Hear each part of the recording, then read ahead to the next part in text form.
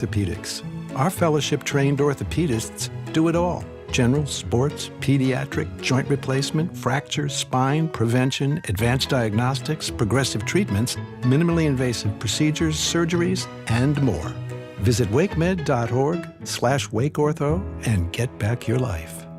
Don't find out later. Find out first with WRAL News at 4. Breaking news right now here at 4 o'clock. From breaking news to the forecast you need right now. The dual Doppler 5000 radar is showing some storms. Watch WRAL News at 4 today and every weekday. Progressive knows if you have to choose between everyday life and your RV wins.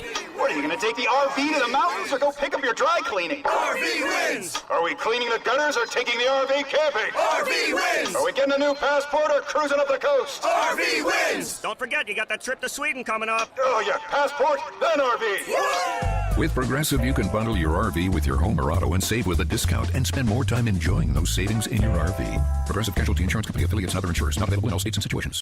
This hour of the Triangle Sports Leader is powered by Ritchie Law Firm, Injury Lawyers. Ritchie Law is on top of it. Go to RitchieLaw.com. Get in the hole! That's RitchieLaw.com. Broadcasting live from the Lenovo Studios. WCMC HD1 Holly Springs. 99.9 The Fan. The Triangle Sports Leader. I'm WRAL meteorologist Amy Wilmoth. Nice weather out there to kick off the weekend. A mix of sun and clouds today with a high temperature of 84. Gorgeous weather for those Friday night football games tonight. Looking good Saturday, partly cloudy, a high of 84, and then back to a few storm chances as we head into Sunday. Weather update brought to you by Newcomb & Company, where your comfort is their business. Visit newcombandcompany.com. 3 o'clock check of your money. Dow Jones up 861 points to 45,646.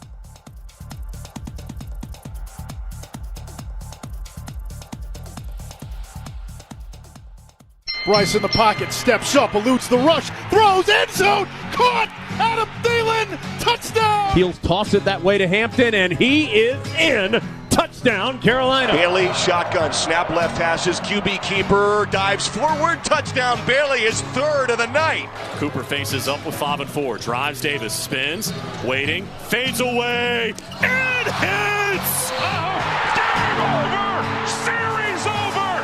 Sebastian! The Drive with Tim Donnelly on 99.9 The Fan. The Drive with Tim Donnelly, 99.9 The Fan. Happy Friday, everybody. I'm Tim Donnelly. Max producing the show. Max Gorin producing the show today. Sitting in for Dennis, who got a jump start on the weekend. It's football season, everybody. It is the first Friday where football will matter this weekend. There's some week 0 games. I'm not going to say it's the best slate in the history of the world, but football matters this weekend, and I can't wait to talk about it. But before we do any of that, we have to talk about the fake football that was played last night. Let's get into the big 3 at 3.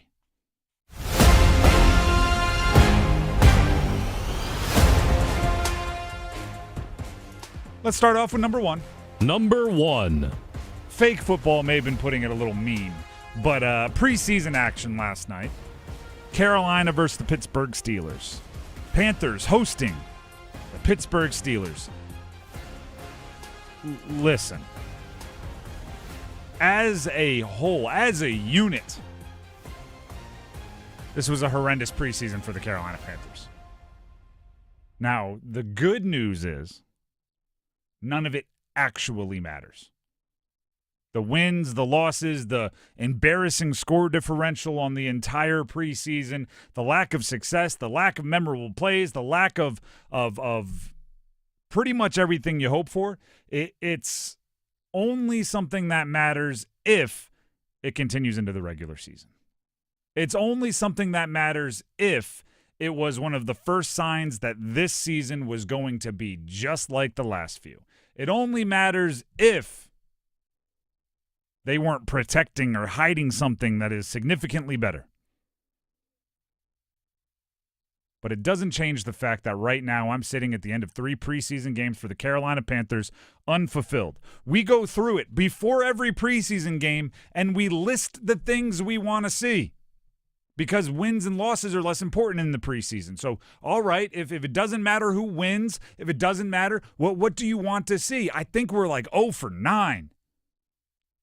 0 for 9. If you're going to play guys like Renfro, if you're going to play guys like Jalen Coker, get them the ball, and a lot, too. Not a couple of short passes.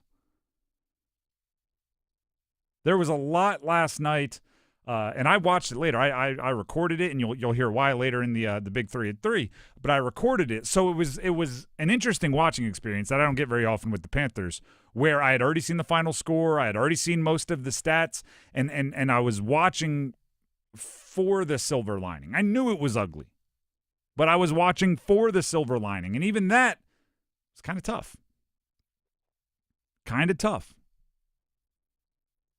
We'll give some hat tips out there due to a few at 3:15, the ones that I do think did something to help the squad, but really, like the preseason game 3 should be a selfish game.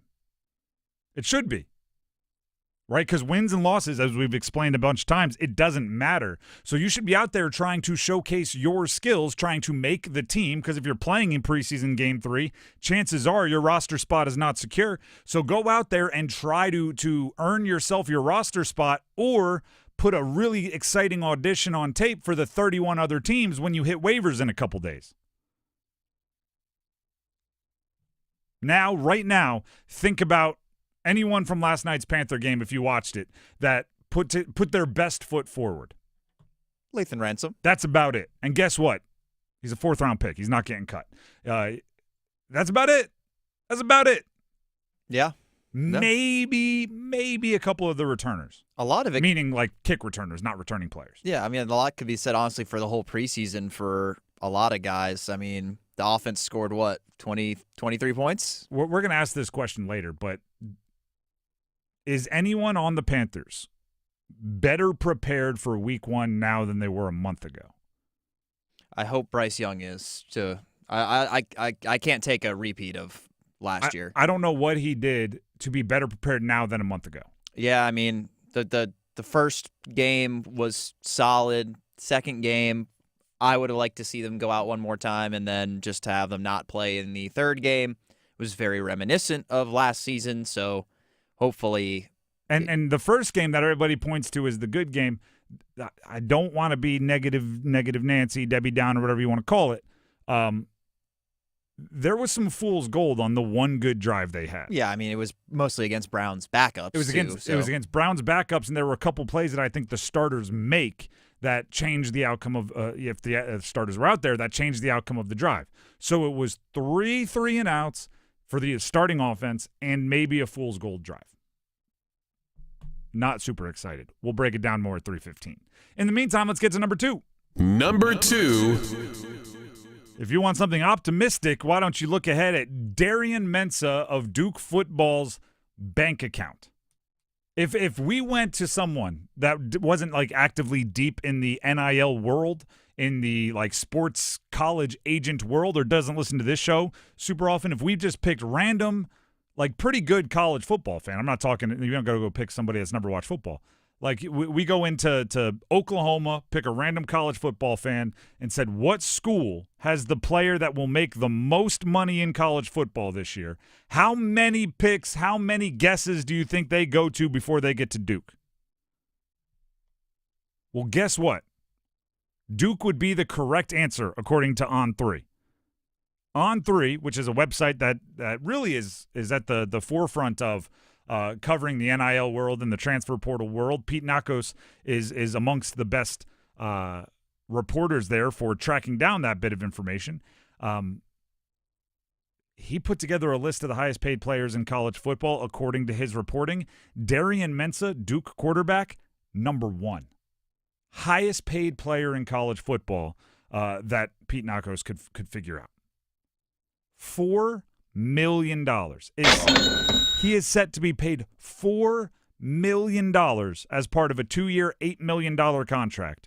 According to one source, according to On3, according to one of On3's sources, Mensah could max out the deal all the way up to $10 million over 2 years with incentives. There are a bunch of, and I say bunch of, a handful of other quarterbacks across the country. Bryce Underwood, the young stud from Michigan. Carson Beck, transfer from Georgia to Miami. Dylan Raiola, who was last year's number 1 overall prospect recruit. Drew Aller at Penn State. Like all of these guys, they're making in the $3 million range. Darian Mensah, 4, with room to grow with incentives. That's crazy. And I don't know what the market is, right? That's one of the things I've been asking forever is, like, who can give us real numbers? Turns out the number that Duke paid Darian Mensah is at least likely. I don't know, there could be someone making a bunch of money and On3 wasn't able to track it down. But it's likely the highest dollar amount anyone will make in the country. Imagine telling someone like 10 years ago, yeah, Duke's quarterback is making $4 million. $4 million, and like the blue, like Michigan isn't even paying their quarterback $4 million. Nope, nobody. Nebraska is not even paying their quarterback $4 million. The teams that try to buy championships aren't even paying their quarterback $4 million. Garrett Nussmeier at LSU could be the number 1 overall pick, $1.6 million according to On3. The next highest paid quarterback in the ACC that they have on this list is Haynes King with $1.5 million. That's Georgia Tech. USC's Louisville has USC transfer Miller Moss, $1.5 million. Duke coming up with the cash. Good for you. That's number 2. Let's get to number 1. Number 3. That's number 2. Let's get to number 3. Number 3. There you go. Shout out to our listeners. Shout out to our Numbers Game Live attendees and everybody that watched on YouTube yesterday. I want to do a quick little, I'm going to be telling stories from our Numbers Game Live event last night throughout the show because it was really fun for us. For those of you that don't really know what it is, every day at 5:30 here on The Drive, we play the Numbers Game. And then once a year, we get everybody over the past year that had a perfect score on air, and we invite them to settle it in a live event that we do live for our YouTube live stream. We settle it live. We play a big old game with a little bit different rules, but it's all the same essentially. I give you a player in a team. You give me the jersey number as quickly as you can. It becomes a mix of like Family Feud, Fast Money, and what I call guys naming dudes, where you just get a bunch of people together and name old athletes and go, oh yeah, remember that guy. Shout out to Nate. Nate is our champ. Calm, cool, collected. There is strategy to the Numbers Game, and I talk about it often on air. But the number 1 way to win, and then to win the whole thing, is you have to have that internal alarm clock, man. You have to have that quarterback on a 2-minute drill. The sense of urgency. Yeah, sense of urgency, but also understanding a minute is a long time. There were a couple people last night that would get like 2 wrong in the first 7 seconds, and you could feel their voice going, oh no, oh no, oh no. And it's like, some of these rounds were a minute long. You got 53 more seconds. Take your time and lock in. Actually, it's more of a basketball thing than a quarterback thing. When a point guard gets the ball and there's like 8 seconds left, some guys shoot the half-court shot with 3.5 seconds on the clock, and some just have an innate ability to understand, no, I can get into the paint here, and they put the shot up with half a second left. Nate was unreal at staying calm. I'd say, I'm just going to use a random example. Allen Iverson, Philadelphia 76ers. And even if it didn't come to him right away, he would just calmly go, 3. When everybody else would go, 9, pass. He was unreal. So shout out to Nate, our champ. Another quick story. Hudson and Isaiah. Okay. Hudson was, I think, 9 years old. Isaiah was 16 years old. They made it to the Numbers Game Live. That they got up there and competed. And if I could, this is the proof that we don't rig anything. If I could, I would have rigged it, not to give them like a huge advantage, but just so they would have had lists where everybody played while they were alive. Because Hudson was unbelievable. He's like 9 years old. I want to say on the 2 lists he got every single person that played while he was alive. The second name that I had to read to a 9-year-old was Pete Rose, Cincinnati Reds. And I was like, what? Oh, no. And by the way, like Hudson, shout out to him. You could tell he recognized Pete Rose, maybe even knew a thing or two about him, but knowing his jersey number is just tough. That's a bad beat for a kid. That is tough. I mean, I'm 24 and I don't know Pete Rose's jersey number off the top of my head. 14 is what we were looking for. But he and Isaiah did a great job. They didn't win. They didn't advance beyond the second round. But it's always cool to hear from the kids. And I mean, we're just willing to go up in that situation and know that you're risking getting a low score. You're hoping for a high score. But I'll be lying if I didn't, as I read the numbers, go like, oh, man, are we really giving this kid George Brett right now or whatever it was? But it's completely fair, right? I can't rig it. It's the numbers are the numbers. So shout out to the two youngsters getting it done in the numbers game. Again, we have other stories that I'll tell throughout the show. But thank you to everybody. Thank you to our sponsors. Thank you to everybody put it on behind the scenes. I always have fun interacting with the listeners. That is the Big Three at 3. Who did take advantage of their opportunity last night for the Carolina Panthers? Lathan Ransom? Anybody else? Stick around. Longer days mean longer rides. Make sure your bike, your ATV, your side-by-side, even your golf cart are the best around. From sound station and security, we've got custom stereo systems, custom speakers, even video and LED lighting options for your bike, your ATV, and even your golf cart. Look the coolest on the road or at the lake, just tooling around. All available with installation from Sound Station and Security, with 2 locations, downtown Smithfield and on Glenwood Avenue in Raleigh. Online at myhotsound.com. And we're back talking all things connectivity with Spectrum customers Kev and Melissa. So tell us, how long have you been with Spectrum, and how important is a reliable internet connection? We've been Spectrum customers since we moved 12 years ago. The first thing we did is sign up for Spectrum Internet. You get a lease, you get it Wi-Fi. Yes, immediately. We need that. We had Spectrum Wi-Fi before our couch got here. That's true. That's a true story. I'll sleep on the floor, but I won't go to bed with no internet. You heard it here. Switch to Spectrum now. Dear McDonald's, your breakfast menu? Fire. 10s across the board. I could be happy with anything, even though I order the same thing every time. Thanks for not judging me. I'll try something new next time. Maybe. Get your faves for less. Buy a sausage McMuffin with egg for $2.50. Add any size Sprite for $1.49. Price and participation may vary. Cannot be combined with any other offer or combo meal. Ba-da-ba-ba-ba. Genie log, day 15,824. The Powerball jackpot is over $700 million now. I'll be stuck in this little lamp forever with nothing but all this stupid gold and rare gems. A gold-plated motorcycle? Sure does a lot of good when you live in a 10x10 magic lamp. Come find me. I'm at latitude 36.06. Grant your own wishes. The Powerball jackpot is over $700 million. Must be 18 to play. Approximate jackpot odds are 1 in 293 million. Problem gambling helpline 877-718-5543.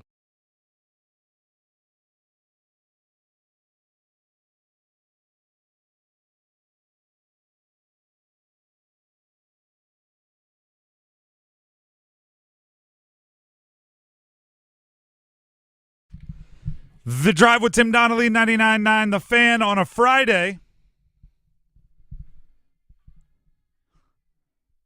The Panthers played the Steelers last night to round out their preseason. The starters didn't play,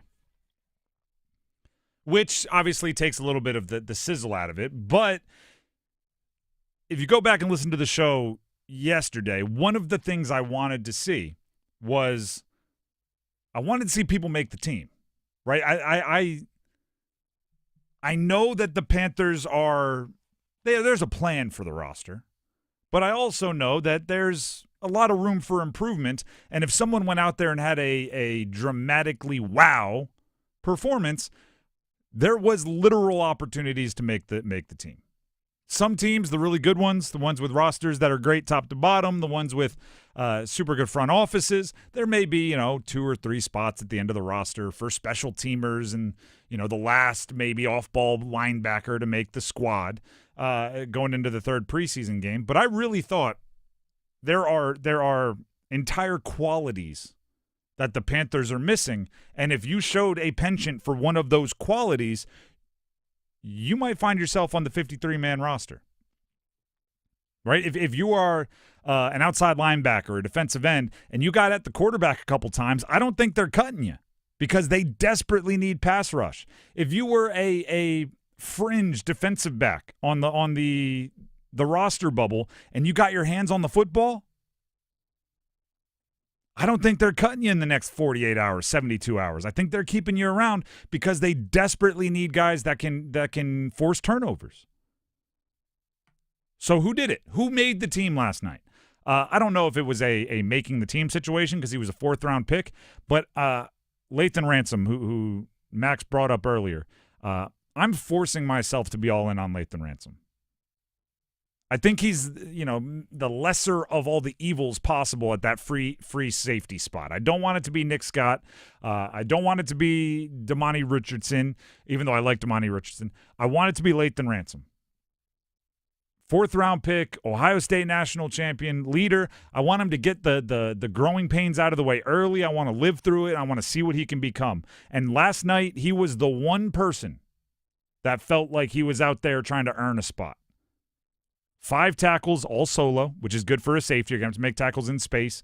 You can't be a pile jumper getting all those half tackles. 5 tackles, the interception, little bit of knack for the moment. That's all I need to see. I think he earned a spot, or not on the roster, but maybe higher on the depth chart.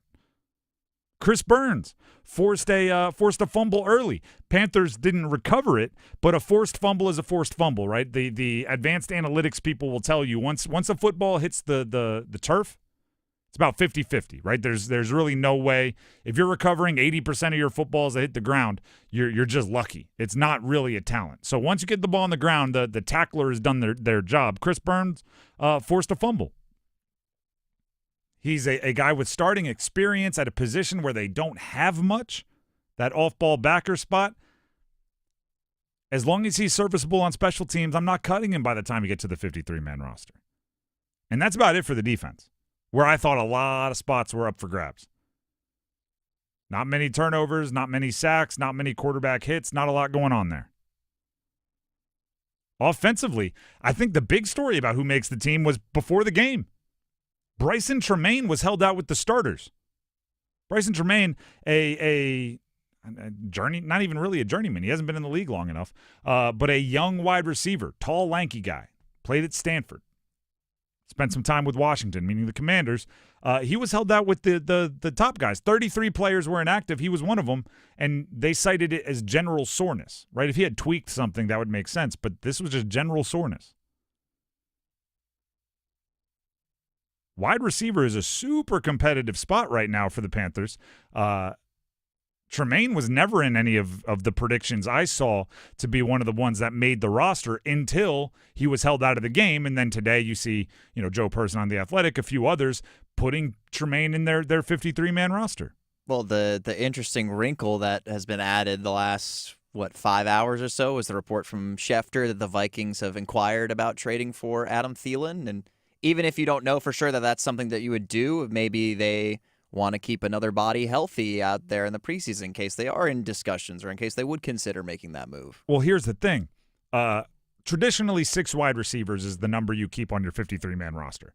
Sometimes you go 7 if you're a team that routinely plays like 4 or 5 wide receiver sets, or if you think you're considering trading one, or that you're gonna cut another, when you pick up someone off waivers, whatever it is, you might have 7 on the initial, but 6 is kind of industry standard for wide receivers.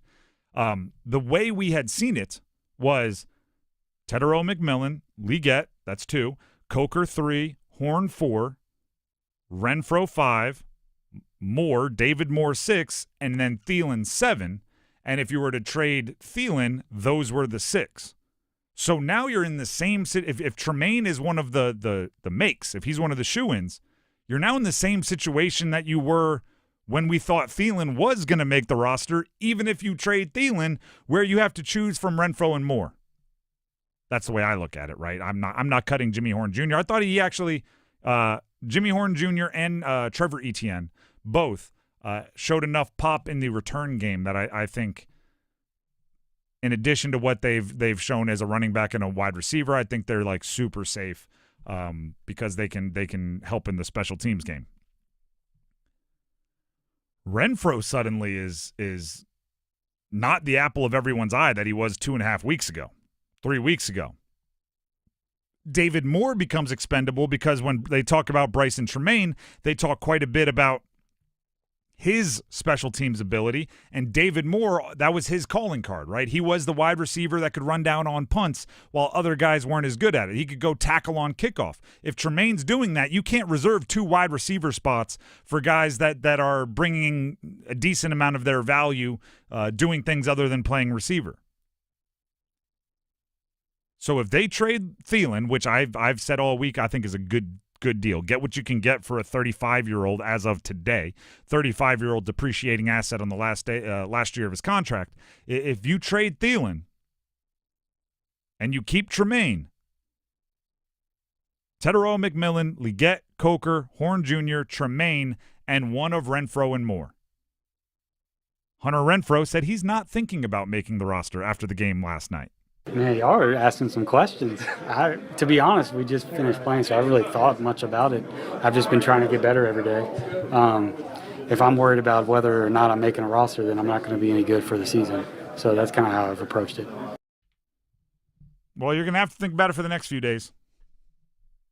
I think if he didn't hurt his hamstring, we'd have a much clearer view on it. But he missed whatever it was, week and a half, 2 weeks with a tweaked hamstring, and that gave everybody an opportunity to maybe catch up to how he looked at the beginning of the training camp.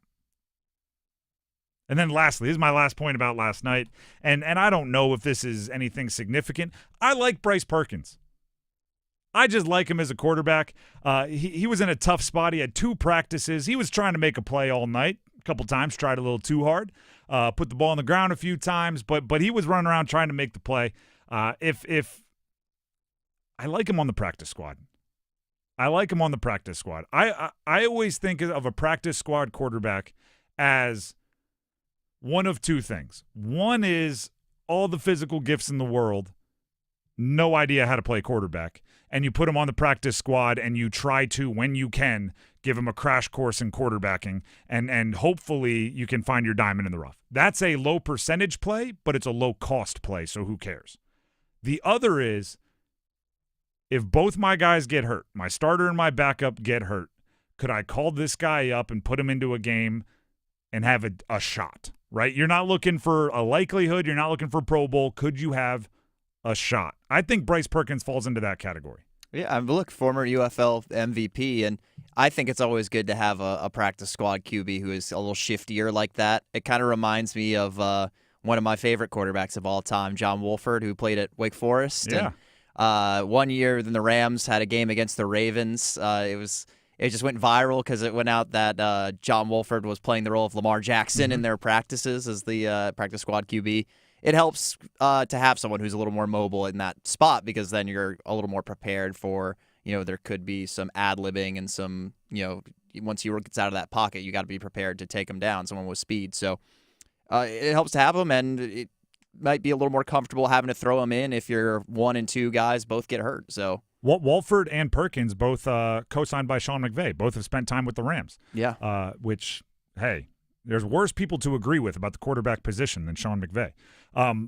But I just think you get a shot. You got something if you need to put him in. I would rather have a Bryce Perkins who's been on the practice squad for 6 weeks start like a crazy, oh no, we don't have a guy game, than rushing to find a Carson Wentz or like rushing to find somebody sitting on a couch and unretiring Phillip Rivers yes, to come play. Which by the way happens every year, right? There's guys that are sitting on or trading for one of the Browns quarterbacks or something. Like I'd much rather just have Bryce Perkins step up, and I don't know if I can, and it's no disrespect to him, but I just don't know if I'd say that about a Jack Plummer or something else. Right? If Jack Plummer was the 3rd guy on the practice squad and both got hurt, I'd be going, all right, is Teddy Bridgewater available? Like is PJ Walker, like somebody that's been doing something recently? What's Matt Corral up to lately? What's Matt Corral up to? Somebody that's, I don't know, been with Dave Canales somewhere, right?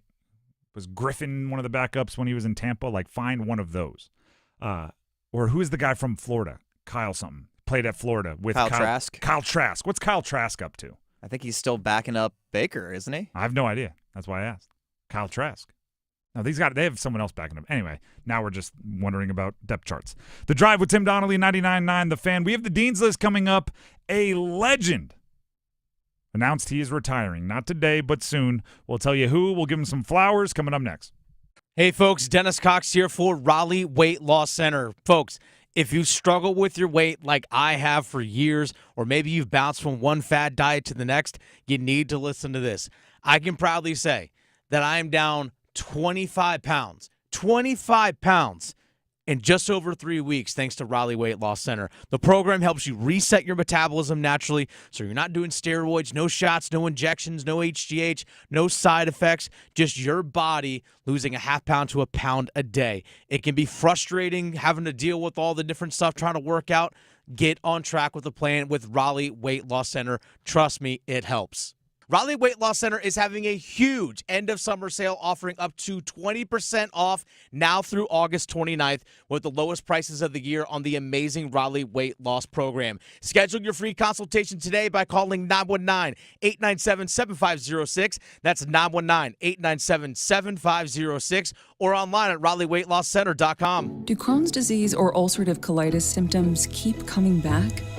Tremfya, guselkumab, may help, with rapid remission achieved at 12 weeks and lasting clinical remission at 1 year. Some even saw visible improvement of their intestinal lining at 12 weeks and 1 year. Tremfya is a prescription medicine used to treat adults with moderately to severely active Crohn's disease and adults with moderately to severely active ulcerative colitis. Serious allergic reactions and increased risk of infections and liver problems may occur. Before treatment, your doctor should check you for infections and tuberculosis. Tell your doctor if you have an infection, flu-like symptoms, or if you need a vaccine. Healing is possible with Tremfya. Approximately 3 out of 10 patients were in endoscopic remission at 1 year, based on areas visualized on colonoscopy, which may not represent the deeper bowel layer or entire GI tract. Individual results may vary. Ask your doctor about Tremfya today. Call 1-800-526-7736 to learn more or visit tremfyaradio.com. You're listening to Leaf Filter Radio, and the guru of gutter protection himself, Chris Coonahan, is here to take your most pressing leaf-related questions. Hey, everybody, Chris here. I understand we have Ron on the line. Ron, where are you calling from? Uh-oh. Ron, are you calling from a ladder? Well, I was.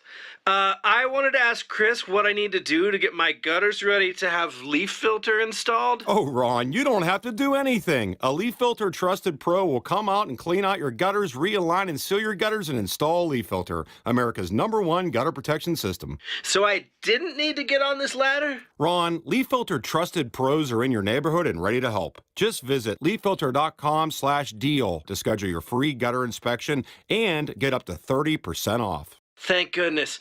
What was that site? That's leaffilter.com/deal for your free gutter inspection today. See representative for warranty details. Promotion is 20% off plus a 10% senior or military discount. 1 discount per household.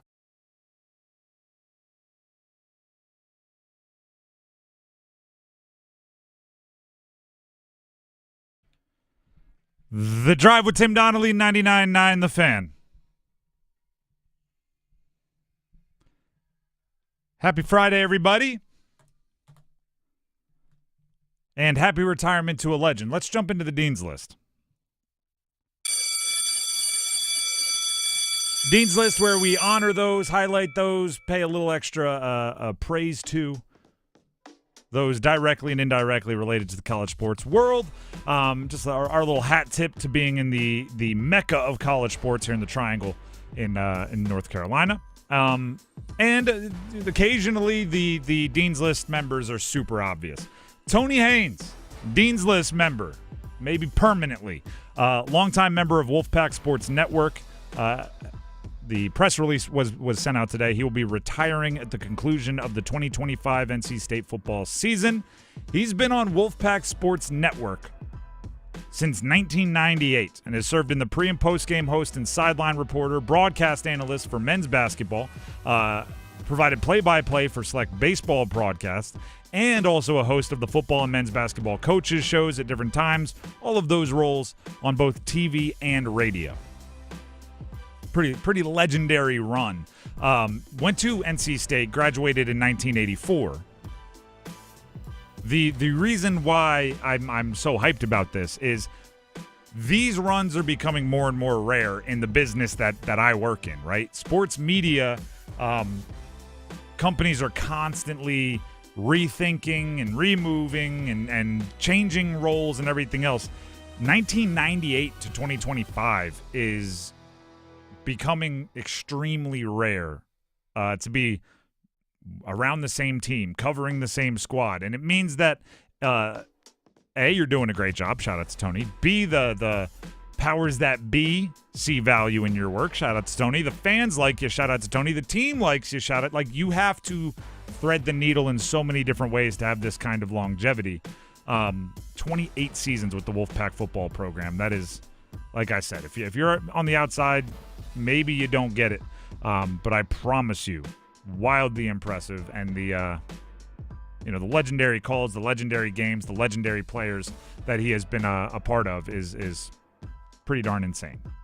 Tony Haynes, Dean's List member. Next Dean's List member for you, sometimes we are funny in the Dean's List, and sometimes it's like, then you get a serious one, like a legend retiring, and you almost want to put like a line between it and go, all right, let's get back to the fun. The Wake Forest Hall of Fame class, this is actually kind of serious. Wake Forest announced their Athletics Hall of Fame. Jim Grobe, the 2006 National Football Coach of the Year. Men's basketball All-American Jeff Teague. Women's basketball legends Derica Hamby and Lisa Stockton. Field hockey great Anna Kosniuk. I apologize if I'm mispronouncing any of these. All-ACC football player Brandon Chubb. Former men's soccer professional James Riley. And a pioneer basketball player from back in the day, Gil McGregor. Obviously all deserving. Congratulations to all nominees. I can't wait to hear Jeff Teague's speech. His podcast clips are always so hilarious whenever I see them. Nobody in sports history maybe has been an all-star, made I think like $80 or $90 million, long NBA career, played with some of the all-time greats, and can get off as many self-depreciating jokes and stories as Jeff Teague. So it's hilarious if you haven't listened to at least some of the viral clips of his podcast. But at the same time, I'm fascinated to see what he says when he's something like going into a Hall of Fame, because he downplays his ability and his success so much for comedic effect when the whole thing is to get together and talk about how great you are. I think it's going to be hilarious. It's going to be a real interesting deal.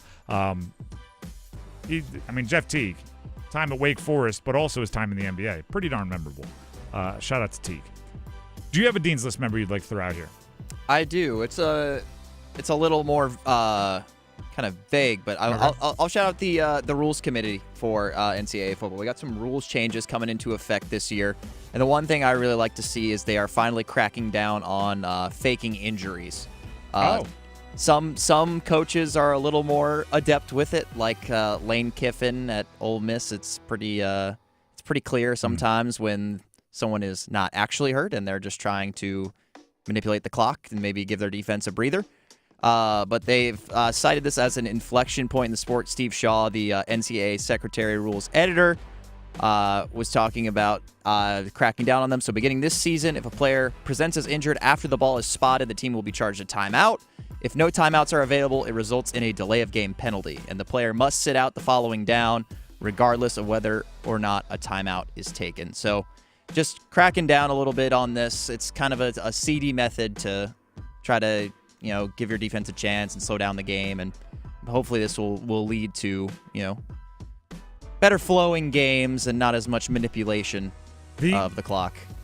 This is one of those, I'm glad I'm not on the rules committee deal, because everybody, myself included, hate the fake injuries, right? When a team is going no huddle, pushing tempo, have the defense on their heels, and then you see a guy, standing up straight, looking at the defense or looking at the sideline, and then all of a sudden, like, I don't know, the only way I can describe it is like a middle schooler that's supposed to feint in a middle school play. And it's just like, oh, and they throw their arms and fall. It's awful. But also, I'm very leery of a guy actually gets hurt and gets penalized for it. You know what I mean? Like, especially because you have to be so careful with head trauma. And I've seen guys stand up, walk around fine, and then get hit with the whoa. Like, something's not right. And then they maybe take a knee. And that could easily lead to a penalty in a big moment. And it's I don't know. I'm glad I'm not on the committee there. Yeah. Because it is kind of a you know it when you see it thing when someone's faking an injury, but you can't just use that as the criteria. You can't have a ref go, that's going to be a penalty because he's faking the injury. How do I know? I wasn't born yesterday. First down. Like you can't say that. There has to be little things like if the injury presents itself after the ball has been spotted, then it's going to be a fake injury. But it's like, well, what if it is an injury he didn't know happened, or you cramp late, or whatever? I guess you'd need a substitute or something. I don't know. You got to make it to the sideline. You got to throw your hand up and get to limping. You got to crawl. You got to do whatever you got to do. It does say the player cannot return until cleared by medical personnel designated by the school. So, I mean, it still would be pretty easy to. You can get cleared. Yeah, to get cleared even if you're not hurt. Just a couple quick rule changes as well. They're cracking down on mimicking firing a weapon as a celebration. 15 yards. That seems logical. 15 yards, sportsmanlike conduct penalty. We saw a few of those early in the season, the NFL last year. The interesting part is what's declared a weapon. Because, they used to do the bow and arrow. Is that a weapon? How primitive do we get? If somebody swings a baseball bat like they're hitting a home run, so is that a weapon? There's clarification here. The NCAA will now issue an automatic 15-yard unsportsmanlike conduct penalty for simulation of brandishing a weapon, which includes pretending to fire a gun, rifle, crossbow, or other device. So actually, there's still some gray area there.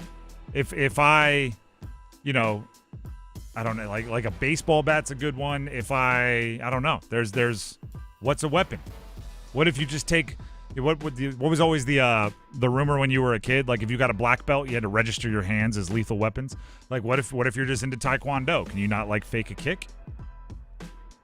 Maybe I'm going too far. Maybe I'm not. Who knows? There's one more interesting one. There's a new signal change during a kickoff return. If any return team player makes a T signal with their arms, the play is immediately whistled dead and the team forfeits the right to return. Oh, the arms out at their side? Because everybody does that when it goes over their head in the end zone. That must be it. Because for some reason in my head, they were making a T like a both timeout? arms, like the top, like a big timeout. Like a big technical in basketball? But I guess maybe that's a new way to say fair catch, although I guess it doesn't really say they even need to catch the ball anymore if they do that. I don't know when it started, but at some point when the kick is sailing into the end zone, returners kind of get on the goal line and put their arms out at their sides, making for lack of a better description, like a crucifix pose, and the ball sails over their head and out of bounds. I don't know, but now I guess as soon as you do that, it's a wrap. It doesn't matter. Everybody can stop running. I'm fine with that. There you go. That's the Dean's List. Ran out of time on it, so let's dismiss the class. There it is. The Drive with Tim Donnelly, 99.9 The Fan. Bill Belichick called out his own boss. I shouldn't say own boss. I should say old boss. We'll give you the drama, the goss, the hot goss coming up next. Looking for a big new game to play? Well, there's no game bigger than the new dino-sized Jurassic Park scratch-off from the North Carolina Education Lottery, which gives you a chance to win up to $200,000 instantly. And if that weren't enough, you can enter for a chance to win an exciting trip to beautiful Hawaii, where you could win up to $1 million. Welcome to Jurassic Park. Adventure awaits. Must be 18 to play. Approximate overall odds of winning are 1 in 4.28. Problem gambling helpline 877-718-5543. When it comes to restoring cars, Diego's got skills. And with Total Wireless in his corner, the whole world sees them. With the dual camera system on his new iPhone 13, he can take amazing car photos and post them on the fly with super fast 5G, and even turn this hobby into a full-time gig. His claim to fame? Claiming iPhone 13 with 5G on us. Get iPhone 13 with 5G on us when you switch to the Total 5G or 5G Plus Unlimited 3-month plan. Total Wireless, in your corner. For limited time while supplies last. Valid in store. Device taxes and fees may apply. Requires port in and ID verification. Restrictions apply. It's bow time. Something new just dropped at Bojangles. Take the bold taste of a crispy golden chicken supreme that's been seasoned to perfection, then add dill pickles, Carolina Gold barbecue sauce, and a toasted bun that's great on the go. What do? You get a Bo's Bird Dog. In fact, you can grab 2 of them for $5. So when you're on the go, headed to practice, or need a snack, grab a Bo's Bird Dog. Hurry in before they're gone. Available for a limited time. It's bow time.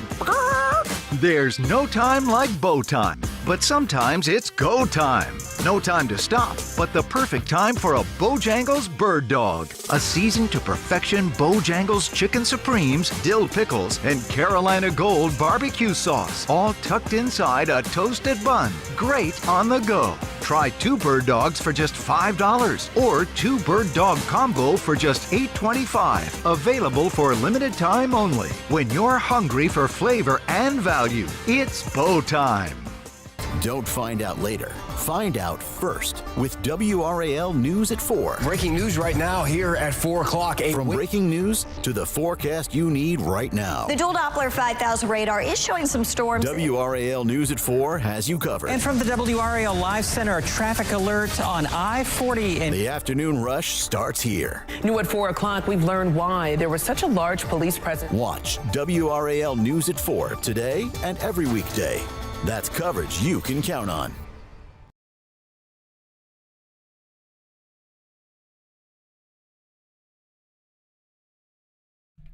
Welcome back into the drive with Tim Donnelly on 99.9 The Fan.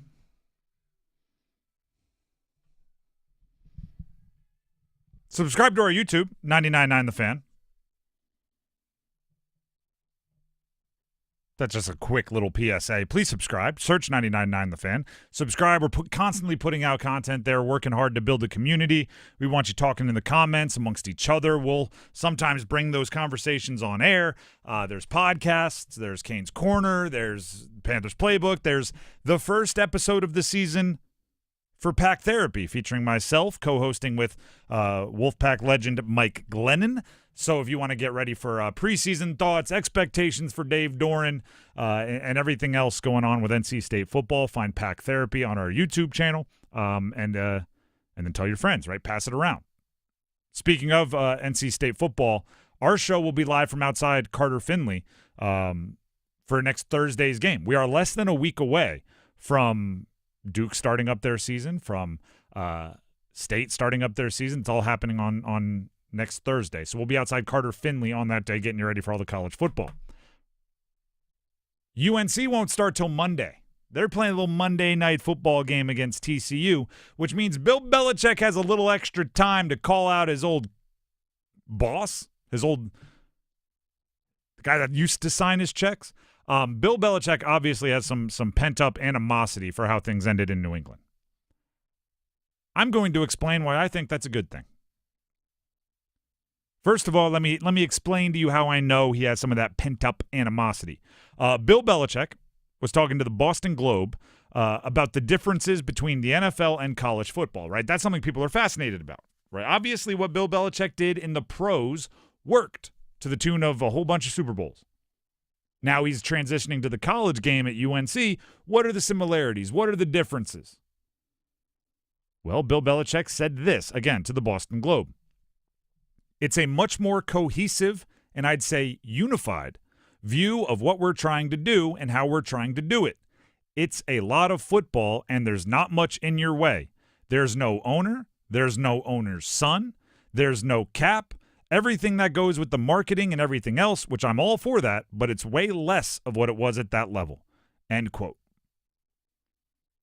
There's one very specific part of that quote that tells me he's attacking. There's no owner's son. That stuck out to me as well. I was like, oh, okay. Everything else could have just been generic NFL stuff, right? There's no players with 4 kids and a mortgage. There's no whatever. Like, there's no Sunday ticket. There's no, like, you could just be, there's no owners. There's no cap. Like, there's all this stuff that could have just been generic NFL stuff. And then he said, there's no owner. There's no owner's son.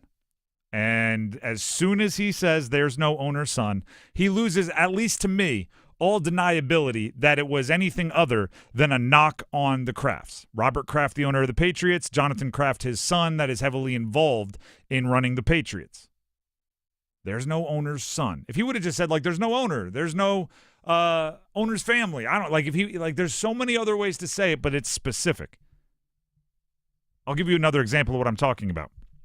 Did you see what Dylan Gabriel said on the sideline to a sideline reporter? Dylan Gabriel is in the quarterback competition with the Browns, right? He was the quarterback at Oregon last year. And he said, well, there's competitors and entertainers. I'm trying to be a competitor. There's no deniability there that he's doing anything other than saying Shedeur Sanders is a sideshow, right? When you go like some people are entertainers, some people are competitors, I'm trying to be a competitor, that's him saying, I was a third-round pick, but everybody talks about him as a fifth-round pick because he's an entertainer. I was a third-round pick because I'm a competitor. I don't hate it.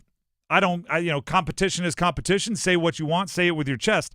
But there is very, very little deniability when you throw in those little specifics, right? Then it's like, I don't care if you say it wasn't a shot. It was. So Bill Belichick saying there's no owner. There's no owner's son. For me, that's enough, right? All right, you're calling out Kraft. You don't like the way it ended. You're spiteful for how it ended. You don't like the way the ownership treated you. You don't like how the owner's son treated you. Cool. Do you know why I think that's a good thing? Because spite is a great motivator. Because revenge is a great motivator. Why does anybody care? Why would anybody care why Bill Belichick is determined to succeed as long as his success benefits your team? If you're a Carolina Tar Heel fan, and Bill Belichick is grinding extra hard to win games, win conference championships, and eventually win national championships with Carolina, why do you care if the thing on his vision board turns into a dartboard of Robert Kraft's face? As long as he's working hard, as long as he's grinding extra hard, as long as he's all in to win, I don't care if it's to show up Robert Kraft or not. As long as your goals align, and I assume if you're a Tar Heel fan, your goal is to have your team win. The only issue happens when somebody's individual goals are not the same as the team's goals, right? But with a coach, like a coach doesn't have individual statistics, right? Like if a player is spiteful and say, a player didn't win a position battle at one school, so they hit the transfer portal, they go to another school, and they're spiteful. They want to show that other coach everything they missed. They might be like, I need to throw for 400 yards a game. And that's not always in alignment with team goals, right? You might want to be ball control. You might want to be a little bit more conservative, whatever it is. But the way a coach kind of claps back is to win. So, yeah, win the breakup, Bill. Do whatever you got to do, right? Be the person that hits a breakup in their relationship and then suddenly drops down to like 6% body fat, right? Go do it. I don't care what your motivation is. You might just want to spite an ex-girlfriend, right? But guess what? You got in shape. If this is the best analogy. This is the best way to say it. You're friend with somebody who's unhealthy, right? And you're worried about them, right? They I don't know, they have a bunch of unhealthy habits. They get dumped by their lady. And then to show her what they missed out on, he starts eating healthy. He hits the gym 6 times a week, starts running marathons, gets a six-pack, and becomes the healthiest he's ever been. As his friend that was worried about him, he got healthy, right? You're happy. You're stoked. You're no longer worried about him. Who cares what the motivation was? Bill Belichick, the way he claps back at the Patriots is the same way Tom Brady clapped back at the Patriots. Hoisting another trophy, right? Bill Belichick holding a national championship trophy or an ACC championship trophy, he can then take that picture, put it on Instagram, and tag Robert Kraft if he wants. All that matters to me is he brought a trophy back to the Triangle. All that matters to me is Chapel Hill gets to enjoy the success. If he wants to rub it in Jonathan Kraft's face, feel free. By the way, what do you think Tom Brady's still doing? You don't think the Krafts would have sold Tom Brady a little sliver of the Patriots if he wanted to buy into ownership? I'm sure they would have. That would have been a good PR move there. But instead, he bought into the Raiders. He's still trying to win that breakup. And if I'm the Raiders, great. Great. He's trying to show the Krafts how to own a team, how to do better. Great. Right? I don't care what the motivation is. You may say it's a little petty. You may say it's a little immature. Whatever. That a 73-year-old is still subtweeting or like mocking his old boss in interviews with the Boston Globe, fine. Who cares? Guess what? Everybody that's kind of dedicated their career is probably a little immature if you dedicated it to sports, right? It's a bunch of grown men playing a children's game. Don't be too mean, because I'm a grown man that spends 3 hours a day talking about grown men playing a children's game, right? It's a different beast. I like a little angry Belichick. It'd be weird if Belichick was just all of a sudden like super cuddly and warm, right? You don't become Bill Belichick if you're out there, just happy with life.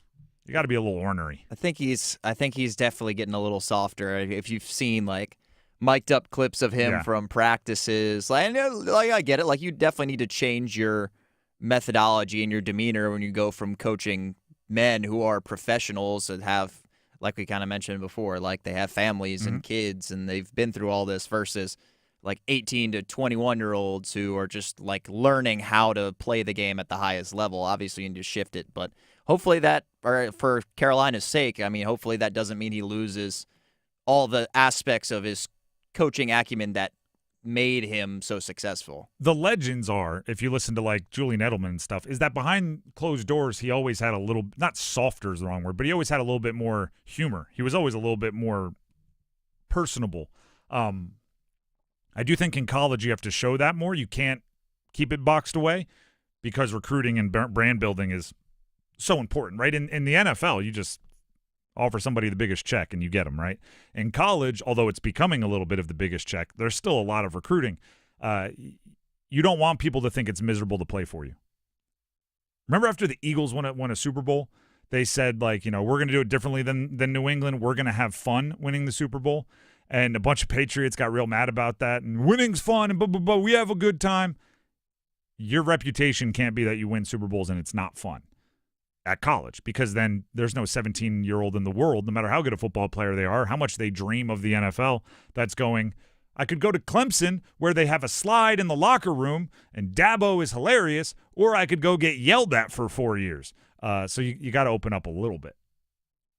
But you're never going to get the orneriness, the petty out of Bill Belichick. It's why he is who he is. True. It makes me think of this kind of as things progress, like the way college sports goes, like we may lose that whole like authoritarian, like hard-nosed coach. We might lose it altogether soon, just because of like how people in the younger generation are wired now. They don't want to play for that as much. I think you're going to miss the 100% of that.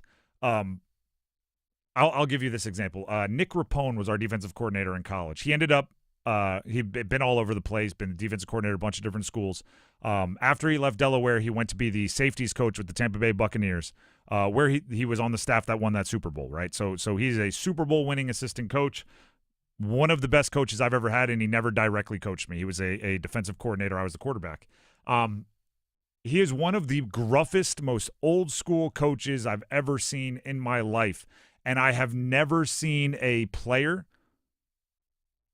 appreciate / want to like know that he cares more than any, like, it's hard to describe, but the defensive players would this is not an exaggeration, they'd hide bodies for that guy. They absolutely loved him, and he yelled at him constantly. This is how I describe Coach Rapone. I was a walk-on freshman quarterback, but I'm polite, right? So I passed him in the hallway, and I went like, good morning, coach. This is early in training camp. Morning, coach. And he stopped me, got real close, like intimidatingly close, and said, I'm sure you're a really good guy, but I don't know that yet. And I went, yes, coach. And then he said, you don't talk to me until I know that. I said, yes, coach, because you don't even know what to do there, right? And for like the next 8 months, he just called me quarterback, and I said nothing back. Didn't call me by my name, didn't call me by my number. I'd walk by him in the hallway, I'd awkwardly be quiet, and he'd go, quarterback? And then one day he just looked at me and he goes, you're a good guy. And then I could talk to him. And when I tell you I felt like I finally earned the approval of a father figure, and he's not even my coach. He's not even I don't know. It was the weirdest thing. but guys would go absolutely nuts for him. So there is room for the authoritarian, ornery guy, but you also have to show that you're a good person and you care and everything else. And I think that's where Bill Belichick's trying to thread the needle, right? Yeah, I can crack jokes. Yeah, I can be a part of this. Yeah, I'm not, a football cyborg, but also, if you disrespect me, I'm going to hold a grudge forever, just like those Krafts. I feel like he has like I said, a dartboard with faces on it. There's the guy that got us for Spygate. There's some Rex Ryan, the Krafts, like just random people that he's throwing darts at in his Chapel Hill, I'm sure, luxurious office. The Drive with Tim Donnelly, 99.9 The Fan. We'll take a break when we come back. Football at 4. How bad was the Carolina Panthers preseason? Next. Hello, I'm John Heister for the Heister Automotive Group. And we're constantly looking for ways to serve you better. One of the ways we do that is with something we call a Go-See. And that's where you select a vehicle from our inventory, and we have thousands, and we get one of our product specialists to bring that vehicle to you at your convenience. How do we do that? Well, it's simple. We have a group of employees that are evaluated based on the number of presentations they do. They're glad to do it. So it's just one more way we get off our keister and bring Heister to you. Your fantasy draft is here. The Smack Talk is starting, and this season, ESPN Bet is giving you more ways to ride with your squad. Introducing ESPN Bet Fan Center, where you can instantly link and bet on your fantasy teams right in the ESPN Bet app. An enhanced sports betting experience only from ESPN Bet, the sports book for sports fans. Download the app today. Must be 21 plus. Gambling problem? Call 1-800-GAMBLER. In New York, call 877-8-HOPE-NY or text HOPE-NY 467-369. Let's go! You're still glowing, flirting, grooving. You've still got it. But your immune system weakens as you age, making it harder to fight flu, pneumococcal pneumonia, RSV, and COVID-19. Vaccines are a key part of any health routine and help strengthen your immune response. Ask your doctor or pharmacist which vaccines you need. Schedule in minutes at vaxassist.com. Sponsored by Pfizer. I'm attorney Brian Ritchie. Big truck accidents can cause life-changing injuries, and life-changing injuries deserve life-changing money. I know big truck wrecks, and I know how to fight those big insurance companies. If you've been hurt by a big truck, contact us at ritchielaw.com. I'm on top of it. Broadcasting live from the Lenovo Studios. WCMC HD1 Holly Springs. 99.9 The Fan. The Triangle Sports Leader. I'm WREL meteorologist Amy Wilmoth. It's a nice day out there today. High temperatures stay below normal. We'll climb to 84 with partly cloudy skies. Overnight tonight, we'll get down to 67, and then it's partly cloudy on Saturday, a high of 84. A few storms around Sunday with a high of 86. Weather update brought to you by Newcomb & Company, where your comfort is their business. Visit newcombandcompany.com. 4 o'clock check of your money. Dow Jones up 846 points to 45,631.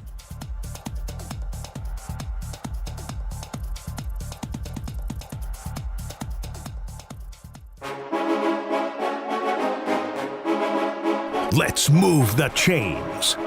Time for Football at 4.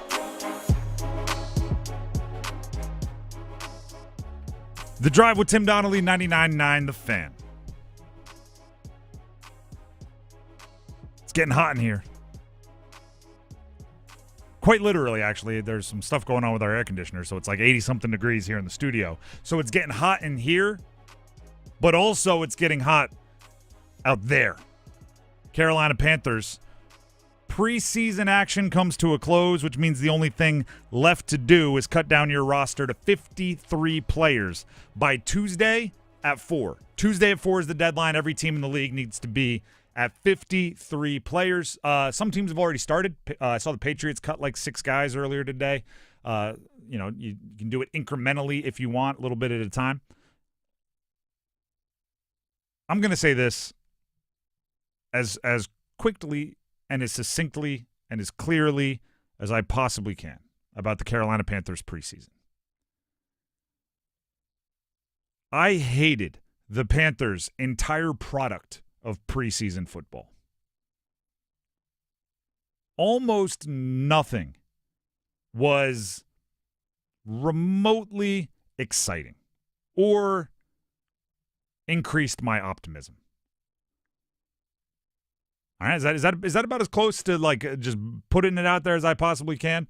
The funny part is who was like it's something as simple as who was the darling of the preseason. Every year there's somebody, there's a young player, there's somebody that's who was the darling of the preseason. Who? And if you can't answer that, what are we doing here? Thank goodness the preseason doesn't actually count. Thank goodness, because if it did, the Panthers would start 100 miles in the hole. They'd be in the dungeon already. And I have to the way they handled the preseason so bad, I have to take back compliments I gave them earlier in the preseason. I have to be an Indian giver or whatever they call it, right? The give it and give it back guy. So last year, remember the preseason, right? Last year, the Panthers played their offensive starters one drive, a singular drive. And then what happened? This is not an exaggeration. The team had the worst start to an NFL season in the history of the NFL. Through 2 games, the amount of points they had given up compared to the amount of points they had scored was the worst start in NFL history. So what happens if you do something to lead up to a season and you have the worst start in NFL history? You would hope you would look at what decisions you made that led to that slow start and you would change it.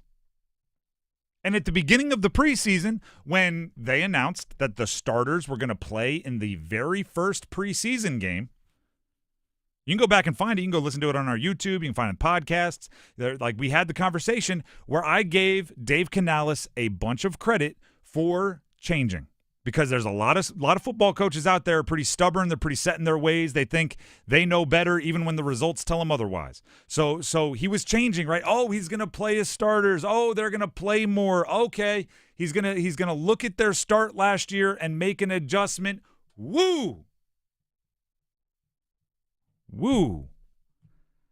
Turns out learned nothing. Do you know how many plays the starters played last preseason? 12. You know how many plays the starters played this year? 18. You think those 6 plays are the difference? 50% more. You think 6 plays? Oh, now they're ready. 6 bad plays, by the way. Because they played 6 plays in preseason game 3. The 2 series against Houston. 2 3-and-outs. We'll give them 18.5 plays because one was called back on penalty. 6.5 bad plays because the one that was called back on a penalty was actually a horrendous interception. When they start slow to start this season, I won't be surprised. I won't. When Jacksonville has a strong first quarter, and who knows how long the start will last. I'm not here to say they're definitely going to lose week 1, at least not yet. I'll wait a little bit to make my official picks. But when they come out a little sluggish, I'm going to go, what did you expect? You played a handful more plays, and you played them worse than you played last year with the starters. Of course, you're going to have a similar, if not worse, experience at the beginning of the year. Worth noting, though, it appears Trevor Lawrence and the Jaguars starters also will not play in their preseason finale either. Which, by the way, I don't follow enough of the Jacksonville Jaguars. Every team is not the same. Right? There are teams. Sean McVay never plays his starters in the preseason, or at least for years he didn't, and they didn't start slow. So whatever he does to get them ready, whatever his players have in their brains, they're different than the Panthers. What I know is the entire Panthers offense outside of Teteroa McMillan is darn near the exact same as last year, and their preseason was very similar as far as usage and as far as preparation, and they're expecting different results. And even if they're 15% better, that's still a horrendous start. I don't think, and this is the question I asked earlier, I don't think the players that are going to be depended upon this season are significantly more prepared to have success in week 1 now than they were a month ago. I'm not saying they won't have success in week 1. I'm saying I didn't see anything that makes me more optimistic now than I was a month ago. Which means you did an entire preseason, 3 games, full training camp, fan fest, all this stuff to be in the same spot. And in a sport that is known as a game of inches. Remember? Any Given Sunday, anybody? Al Pacino? Life's a game of inches. The inches we need are all around us. I made every bad decision a middle-aged man could make. Oh, all right, Coach. It's a great speech. If you haven't seen the movie, you need to. If you have seen the movie, it's a great pull-up on YouTube. Just watch that speech and then go, run through a wall. But in the sport that is known as a game of inches, you cannot waste a month of camp. You cannot waste 3 preseason games. You cannot be in the same place you were a month ago at any point because other teams are getting better. And even if they're just getting 1 inch better, that could be the difference. 1/2 second too fast, too early, you don't quite get it. You know the speech. I'm not going to do the whole thing. It's that important.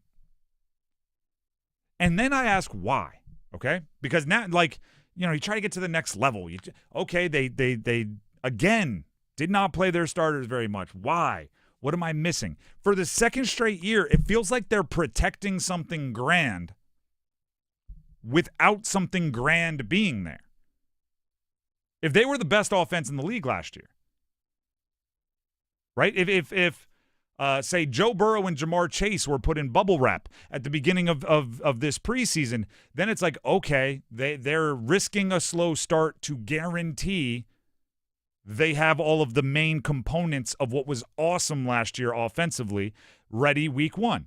Even if they're a bit rusty, even if they're not quite ready, their end-all, be-all terrible situation would be if one of those guys get hurt. The Panthers, they don't have that to protect. It's more important they get better than it is they protect themselves from injury. Because if you protect last year's offense and put it out there because, oh, goodness, we couldn't have done with – you're going to be like the 24th best offense in the league. It's more important that you increase the production, the talent, the execution on your offense than it is for you to protect something grand. Let's hear from Dave Canales on what he needs or what he thinks needs to improve on the offense. This was after the game last night. Yeah, let's score some points. Let's finish when we're in the red zone. The turnovers is a big thing. We got to continue to work on that and clean that up. That part is not up to our standard. We moved the ball. We got down there, but we got to finish. That's part of who we want to become. So, collectively, we got to find a way to do that. How do you find a way to do that? By watching the third stringers not be able to do that? Again, and this has become like the last 2 weeks. I can't get it out of my head listening and watching and talking with people about the Panthers. They're not a finished product. The last couple of games of last year were fun, but it wasn't some ding, they're done. Job complete. Football is not a complete thing anyway. I don't care if you're the Kansas City Chiefs with Andy Reid and Pat Mahomes. Their offense is not complete, but they're way closer than the Panthers.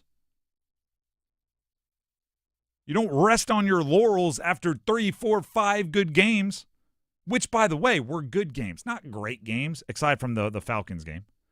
But even the Falcons game, you were forced to have to score a bunch because your defense couldn't stop anybody. I don't know why there's this air of everything's going to work. We don't have to worry about it. I'm going, no, worry about it.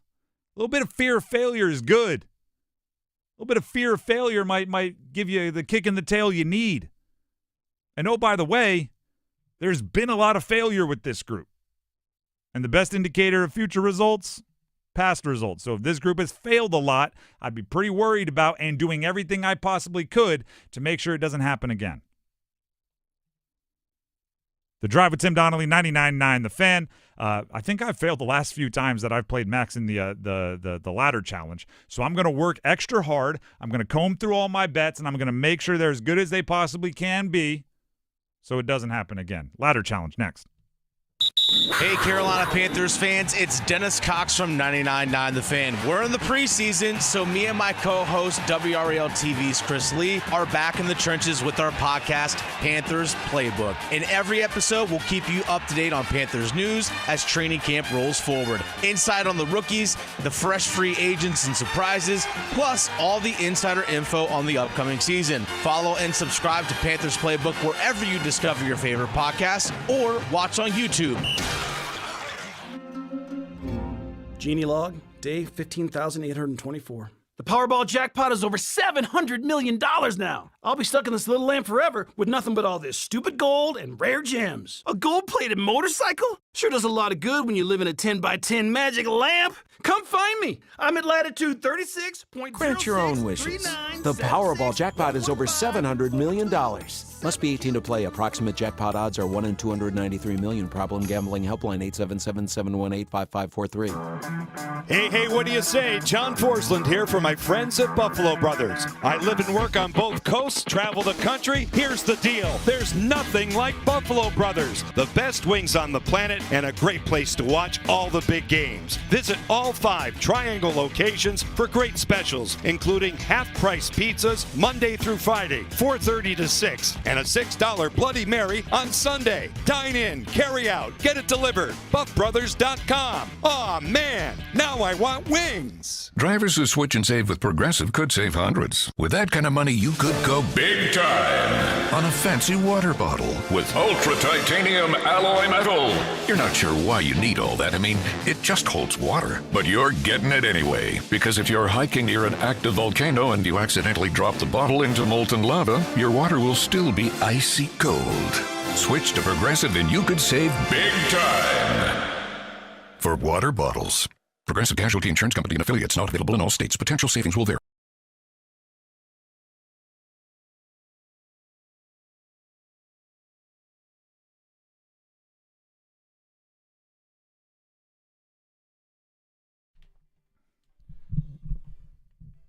The Drive with Tim Donnelly, 99.9 The Fan.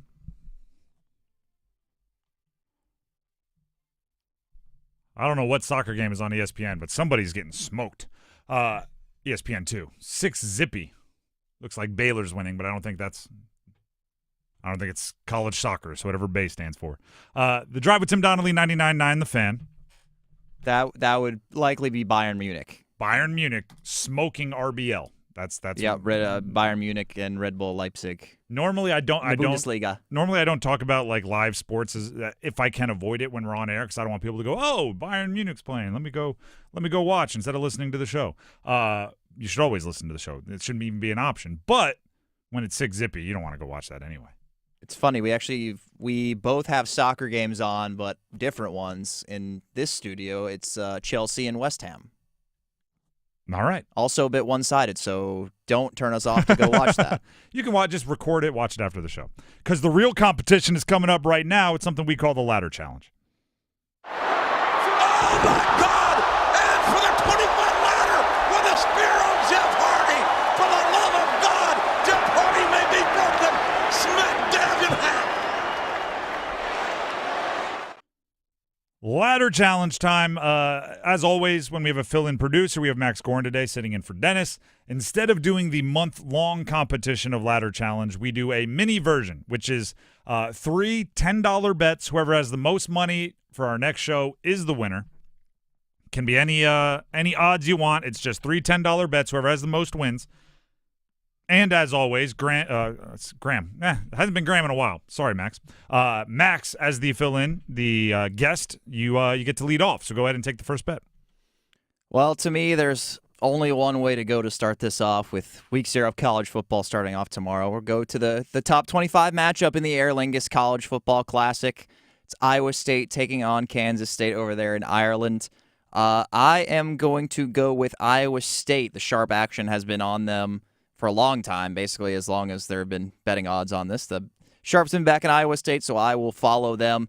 They are 3.5-point underdogs, so I will take the points. Iowa State plus 3.5. That is a minus 115 bet.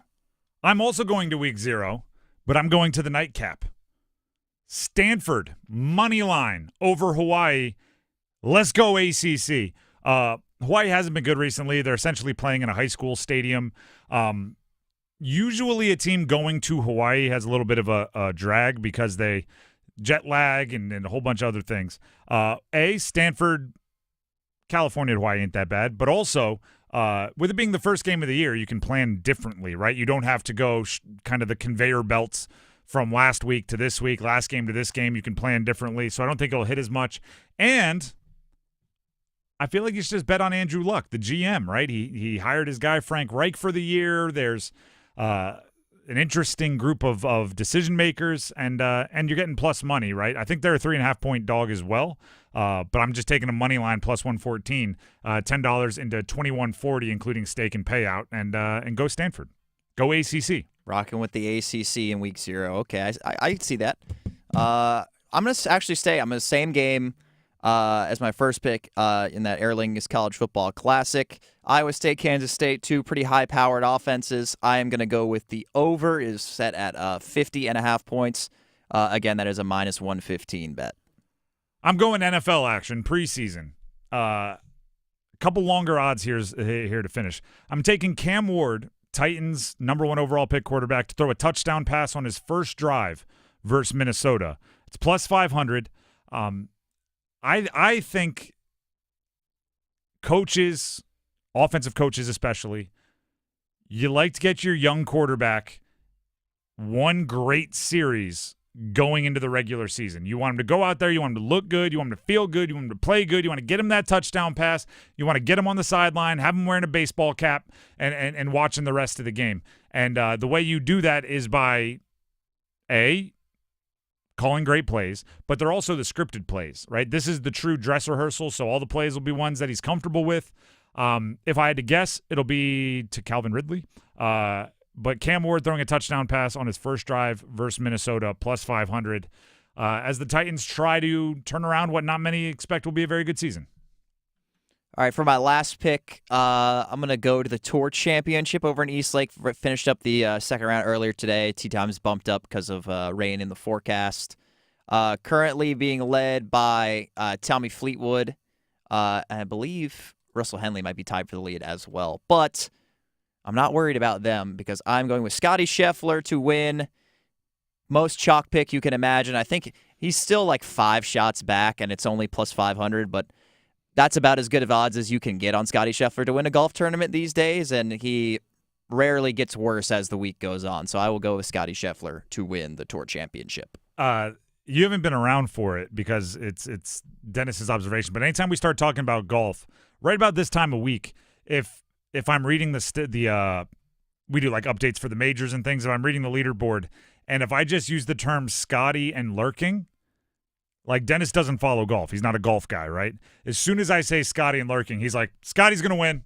Scotty, like, oh, he's within striking distance. Scott Scheffler's going to win because it seems like there is, and I'm not one that puts him in the category of what I'm about to say, but it does feel like the Tiger effect junior of like if he's within 3 or 4 strokes, guys in front of him just start playing bad because they tense up.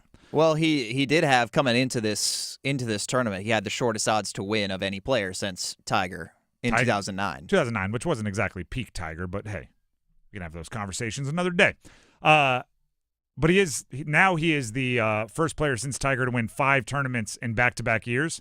Tiger did it like 7 times, so kind of how it goes. Again, I'm not someone that puts them in the same category, and neither does Scotty, by the way. Scotty said it's silly to compare him to Tiger, and I agree. Is it my pick? My last pick here?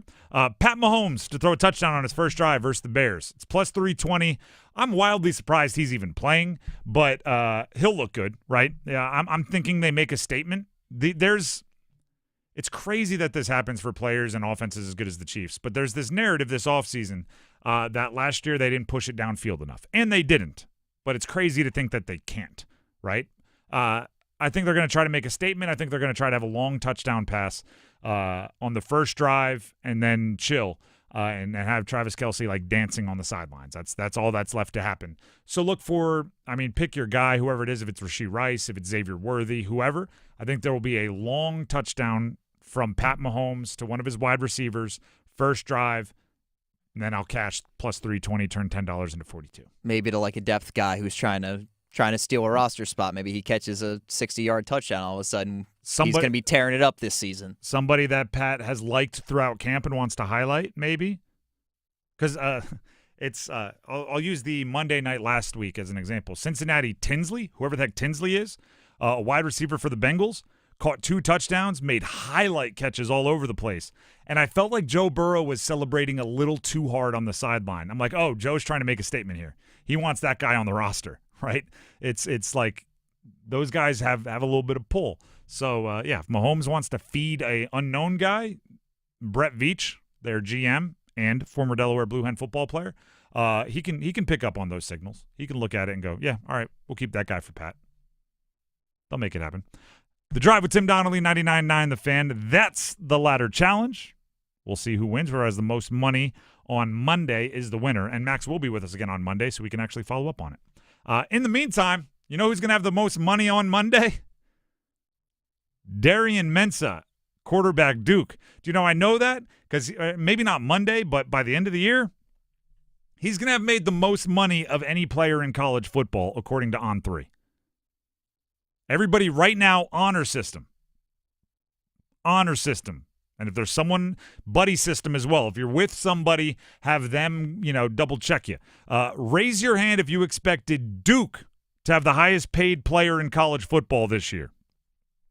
Any of you with your hands up are lying. That's how I know. Raise your hand if you expected Duke, the Blue Devils, to have the highest paid player in college football. On3 put out an article with, I assume, an immense amount of research done by Pete Nakos, I think it's Nakos, with a ton of quarterback salaries, payments, I don't know what to call them. They're not salaries, endorsement value, whatever. I'm talking all the ones you know, right? Bryce Underwood from Michigan, Carson Beck, Miami, Dylan Raiola, Nebraska, Drew Aller, Penn State, John Mateer, Oklahoma, the transfer, Diego Pavia, the Vanderbilt star. Right? All of these guys are just listed with how much they're making, how much they could be making, what their range of NIL payments is.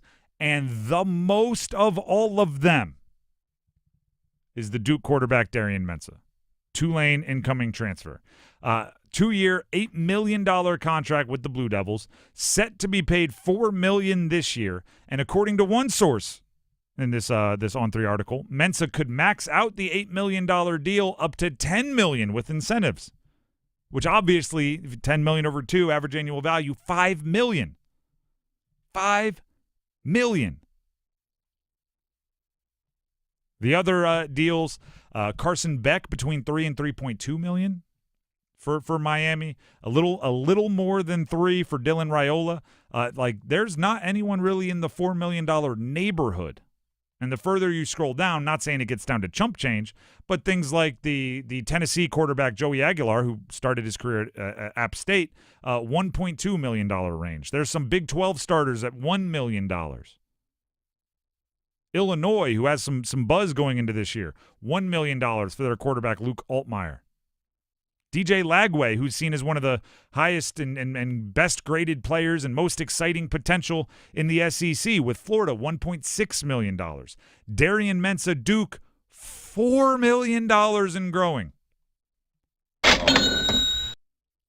Have I appropriately given you the chance to pick your jaw up off the ground? I don't know what the range I was expecting, right? I don't, because it's such a new market, right? At first, when somebody is offering to code your website, you're like, I don't know, how much do I pay, right? And I'm talking back in the .com bubble. It's like, this is not – when I go to the auto place to get my car fixed, I know how much it costs because I've gotten my car fixed before. I don't know how much a college quarterback should get paid because college quarterbacks haven't gotten paid like this in the past. I don't know what the market is. But when I heard that Darian Mensah was making reportedly between $3 and $4 million, I assumed – the top SEC or Big Ten quarterbacks would be making at least that. Turns out, according to On3, Darian Mensah's the high water mark. But do you know what's even crazier about that? If you can get by the fact that it's Duke football, right, which is surprising that Duke football will be paying the highest paid player in the game. If you can wrap your brain around that, it makes sense. It does. First of all, who is the example for Duke football? Maybe Duke basketball, right? If you're looking for somebody that's had a super tradition of high-level performance, trust me, like Cooper Fly got paid last year. Cam Boozer is going to get paid this year. Zion Williamson, never mind. There's certain deals where it's like you spend money to get money. Duke, they have a budget for basketball. They do. And because of that, they often have the best players. And then it's about putting them together in the right way, and it's about overcoming the things throughout a season. But yeah, there's if you look across at Duke basketball, they don't spare an expense. They have the nicest training facility, they have the nicest this, the nicest that. So if you're Duke football, you're going, we would like to have success at the level of our basketball counterparts. Look at that. You got to spend money to get success, right? Spend money to make money, I guess would be the term. Spend money to win might be another one. Sure, everybody would love to be able to always find the $10 million Van Gogh in the yard sale, right? Which you read the viral stories that never seem actually true every once in a while. I took art class in college, and I just looked at this and recognized that it's better than what they priced it. They had it for $2, so I bought it, and I got it appraised, and it was a lost Monet. So I sold it for $15 million. Everybody would love that, but it's nearly impossible, right? But if you had $10 million, you could go buy a Monet. That's what Duke basketball does, right? Sure, you'd love to find the 2-star, that you'd love to find Ja Morant, right? You'd love to find Dame Lillard, these unranked recruits that you could show up and turn into top draft picks. That's nearly impossible. You know what else you could do? Spend the money you need to go get the obvious real thing. So now football's looking over there like, all right, if they want to have the best shooting guard in the country, they go use the necessary resources to get the best shooting guard in the country. If we want to have the best quarterback in the country, or one of, we got to spend the necessary resources to go get one of the best quarterbacks in the country. Second reason it makes sense. I think Duke this year, football, could consolidate their spending because they feel like the rest of their roster was already set. When you look at their roster, we've talked extensively about Chandler Rivers and Terry Moore, these guys that are in the secondary and already accomplished. We've talked about Freeman, their linebacker, who's already had a 100-tackle season. We've talked about Gombers, Gombers, one of the top true freshman linebackers in the country. He's a true freshman All-American on a couple different sites. We've talked about some of their defensive linemen already. They've actually cranked out a bunch of defensive linemen in the last few years. We've talked about their offensive line, headlined by Brian Parker II, who's an All-American on a bunch of different places. Pickett, who's a highly thought-of player. They've got dudes, right? Kraft in the middle. There's a lot to already say was set, and they did not have very many transfer portal departures, right? Their culture, their vibe, whatever it was, got a lot of people to come back from a team that was pretty good last year, right? So if you have good defense, good offensive line, not many departures, and you truly look around and say the only thing keeping us back from a truly contention season is a quarterback, you can take your full budget or a greater portion of your budget and go get a quarterback. It's a very professional thought process, right?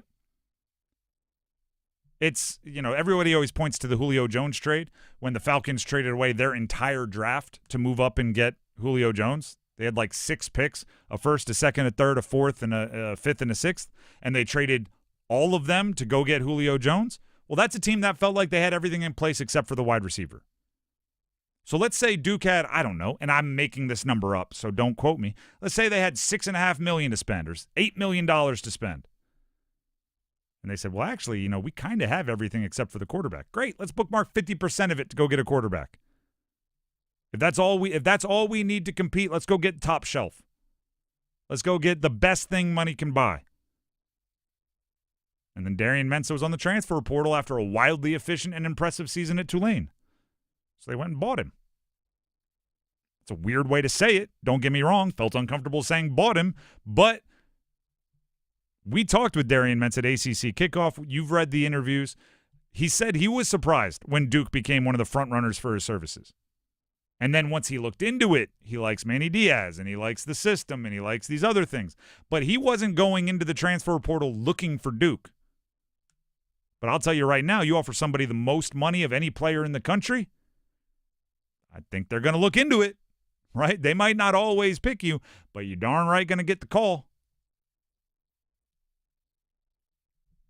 The Drive with Tim Donnelly, 99.9 The Fan. And for those of you saying college football is turning into the NFL, well, the money still ain't the same because Mensah is the highest paid player in college football according to On3, making $4 million this year. A reliable, if unspectacular, right tackle for the Carolina Panthers, Taylor Moton, signed an agreement today, or reached an agreement, didn't sign it, reached an agreement today with the Carolina Panthers on a 2-year, $44 million extension, including $40 million guaranteed per his agency, Win Sports Group. That's real money for a tackle who, by the way, Taylor Moton is great. And I'm going to sing his praises in a second. But don't pretend that he is, one of the top guys at his position, right? The top tackles are a level above. What he is super reliable, super steady, super dependable. And really wants to be a Carolina Panther. 2 years, $44 million extension. That's big money. And I think it's a good bit of business for the Carolina Panthers. Earlier in camp, this is just a funny side bit. He talked to the media, and somebody asked him about, maybe this being his last year with the Panthers because he was going into, at the time, the last year on his contract. And he got emotional, tears welled up. Like, you could see he was, like, bummed out about it, and, like, it really hit him in a soft spot. Do you think the front office watched that and went, "Oh, somebody should tell him we're not letting him leave"? Don't let him cry too much. We should lock this up. Sorry, we didn't know you were taking it that hard. We would have done this years ago if we knew you were going to be crying up there. We don't want you to embarrass yourself. Yeah, send the email for the e-signature over the extension. Go ahead and send it now. We don't need to wait. Did you not send that DocuSign? Because he's really selling it out there. Yeah. But they got it done, right? So now he's locked up for this year, 2 more. He's going into year 9, all with the Panthers. So he's now, this upcoming year will be 9, then 10 and 11, all locked up with the Panthers. He has started, since he became the full-time starter, his 2nd year in the league, he has started all but 3 games over the last 7 seasons. Now, he missed those 3 games last year, played 14 to the 17, but still overwhelmingly dependable, reliable, and available. Durable might be the word to use. And I'll say this. If I'm looking at the Carolina Panthers, and if you want the negative side of what's going on, you can go listen to the top of this hour on our podcast or scroll back on our YouTube live stream. I think this preseason was pretty rough. And looking at the roster, I'm not supremely confident in many parts of the roster. One of the few units that I would be okay investing in right now is the offensive line. If I have money to spend, money under the cap, money burning a hole in my pocket, interior defensive line and offensive line is where I would go first. Who do we need to take care of? Who do we need to lock up? Who do we need to move their cap hit around with a little bit of extra cash? Taylor Moton's one of them. Robert Hunt, if he wanted, if the contract situation led him to be a situation where he wanted more money. Those are the guys I'd be willing to pay. Those are the guys I'd be willing to pay. Everybody else, I need you to show me more. Everybody else, outside of interior defensive line and offensive line, I need you to show me more. Especially now that, Derek Brown, J.C. Horn, these guys are already locked up. There's nobody out there I'm itching to pay on the Panthers. So you might as well go to steady Eddie, old reliable Taylor Moton. And here's the other thing that's great, right? Because if this year goes bad, and maybe we need to have this conversation at some point in the next 2 weeks before the Panthers open their regular season. if this season goes bad, there's going to be changes, right? We talked about it, I think it was yesterday, that of all the teams in the NFL that had 5 wins or less last year, which is there's 10 of them, 9 of them are going into this year with either a different quarterback or a different coach, or both, a different quarterback and coach. The Panthers are the only one rolling same head coach, same quarterback into the next year. I guarantee you they will not be the only one doing that if it happens again. So if you go in, if this year goes bad, there's going to be changes. I don't know if it's the coach. Probably would be Bryce if it goes bad, but there will be replacements if it goes bad. Big if. But the next group will not complain about Taylor Moton being under contract.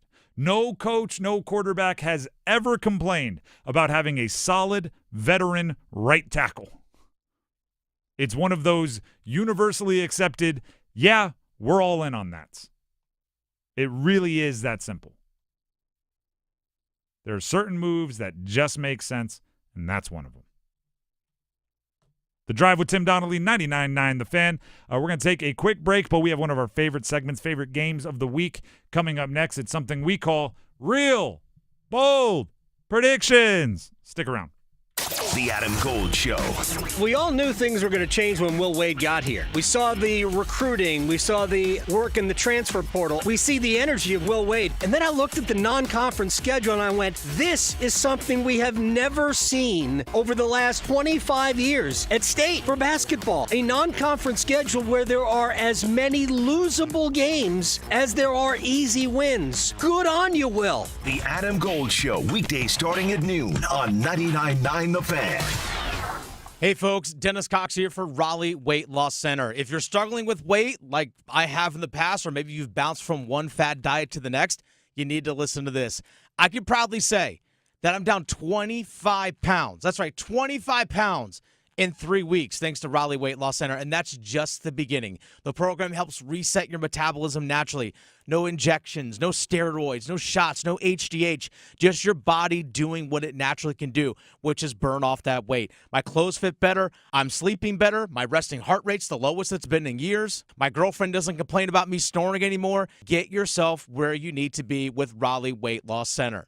Raleigh Weight Loss Center is having a huge end-of-summer sale offering up to 20% off now through August 29th with the lowest prices of the year on the amazing Raleigh Weight Loss program. Schedule your free consultation today by calling 919-897-7506. That's 919-897-7506 or online at RaleighWeightLossCenter.com. Results may vary. Dear McDonald's, your breakfast menu? Fire. 10s across the board. I could be happy with anything, even though I order the same thing every time. Thanks for not judging me. I'll try something new next time. Maybe. Get your faves for less. Buy a sausage McMuffin with egg for $2.50 at any size Sprite for $1.49. Price of participation may vary, cannot be combined with any other offer or combo meal. Ba-da-ba-ba-ba. This hour of the Triangle Sports Leader is powered by Ritchie Law Firm, Injury Lawyers. Ritchie Law is on top of it. That one back, that one going, gone! Go to RitchieLaw.com. That's RitchieLaw.com.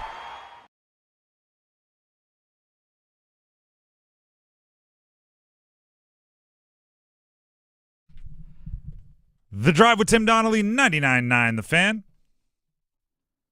Once a week, we break out real, bold predictions. There you go.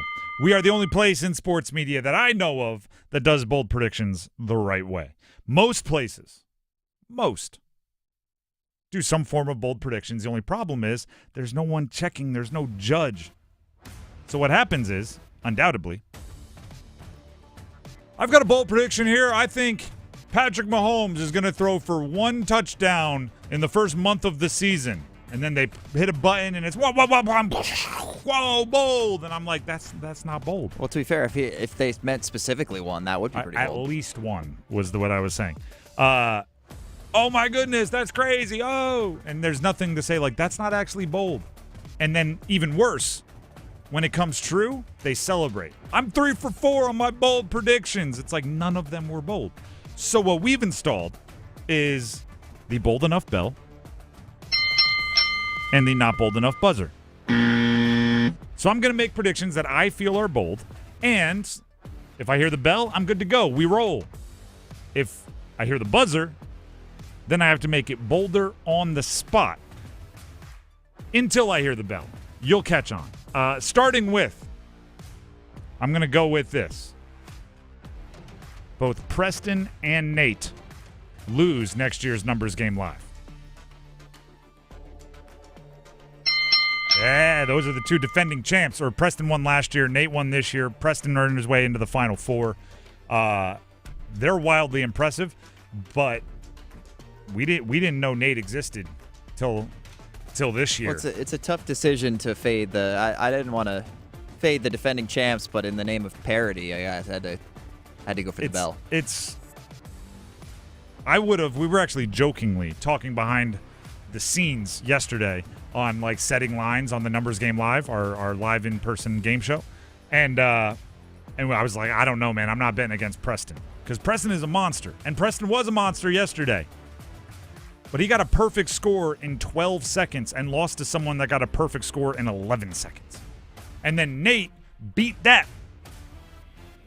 So it's bold, but I think there's someone out there that's rearing for their opportunity to get a championship. All those guys that get the 5 for 5s. Like before I produced here, I played the numbers game a bunch of times. I'd always pick the Hurricanes because I follow them as closely as any sport or any team, and I never got 5. I got, I think, 4, maybe 2 or 3 times, but I never got 5 for 5. And I watch as much Kentucky as anybody, so hats off to those guys. They have so much knowledge when it comes to jersey numbers. When we started the numbers game, I used to think, oh, I would do really well at this. Oh, I would crush this. And then we had the first Numbers Game Live, and I went, I don't think I would finish top 10. Like, you realize there's levels to this. Some draws are easier than others, I will say that. Depending on the category, you can get a little luckier. But it's luckier for different people. Like, I wouldn't say there's easier lists, but there's lists that are more in your wheelhouse. Right, so yeah. they seem easier. In your sphere. Yeah, like, you know, if I play fantasy football. So if I do a football one and I see a lot of like quarterbacks and wide receivers, that's easier for me.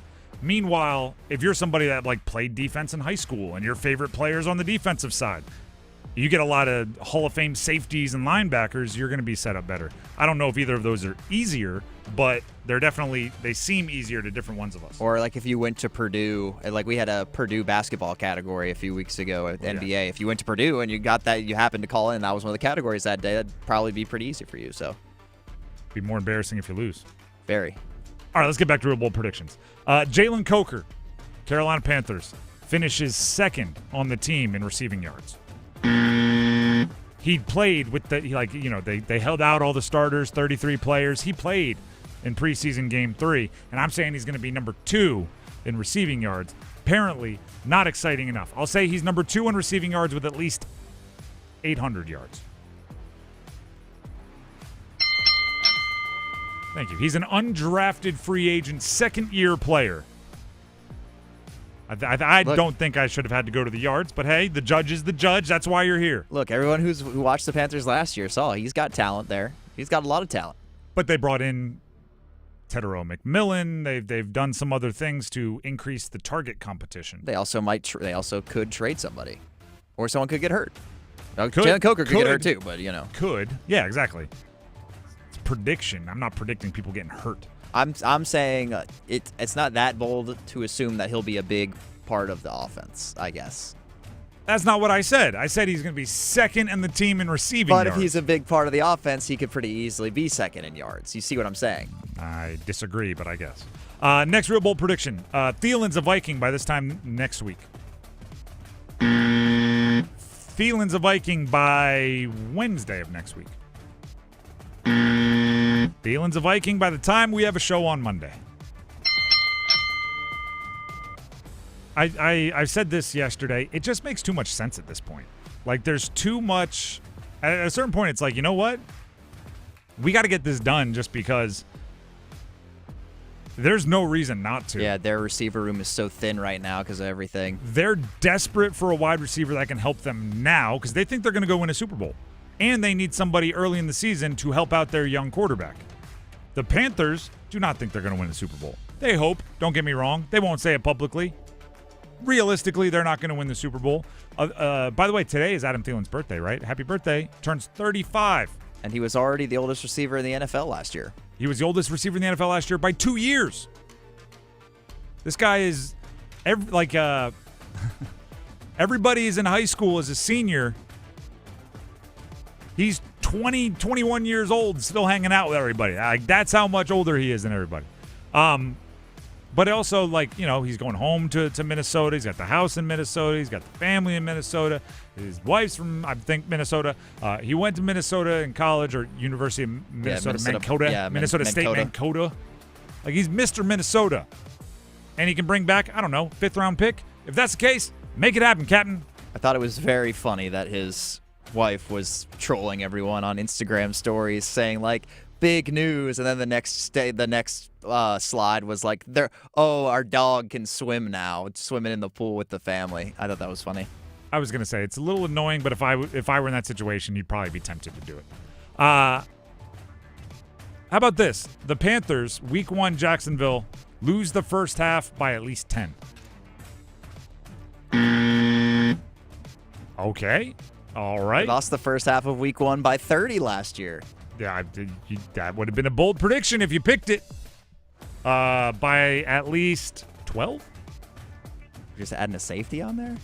Well, I got there differently. Touchdown and a field goal versus now could be 4 field goals. Maybe it's 15-3.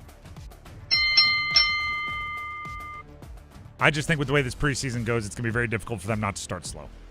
That's not to say they won't win the game. Maybe they come back, but I think it's going to be very difficult for them not to start slow. As much as or at least as much as I hope that's not the case. I mean, I could definitely see it. I don't care. I don't care how they win, right? A big dramatic second half comeback sounds lovely, but I think that it's as of right now. And again, we'll put in our official picks. Actual game week. As of right now, I see them starting not as bad as last year, but slow. All right, let's get to some college football. Darian Mensah runs for 2 touchdowns versus Elon on Thursday. We have to get these predictions in because by the time we do bold predictions next Friday, these games will already take place. I think he runs for 2 because really the only thing that's not returning from last year is their playmaking at wide receiver. They have Cooper Barkay from Harvard. They have I'm blanking on his name, the transfer from Oklahoma who started his career at Michigan. They have some wide receiver playmakers, but those guys are brand new to the program. Darian Mensah has been here since the early transfer window last year. I think Mensah is going to take it into his own hands a little early on against an overmatched opponent in Elon. He'll run for 2 touchdowns, and as the season goes along, he'll run less and less. Also on Thursday of next week, C.J. Bailey, NC State, 3 touchdown passes versus ECU. I'm cautiously optimistic that C.J. Bailey's going to have kind of like a star turn this upcoming year. Put on some weight, which is important because he was a rail-thin quarterback last year. Still thin, don't get me wrong.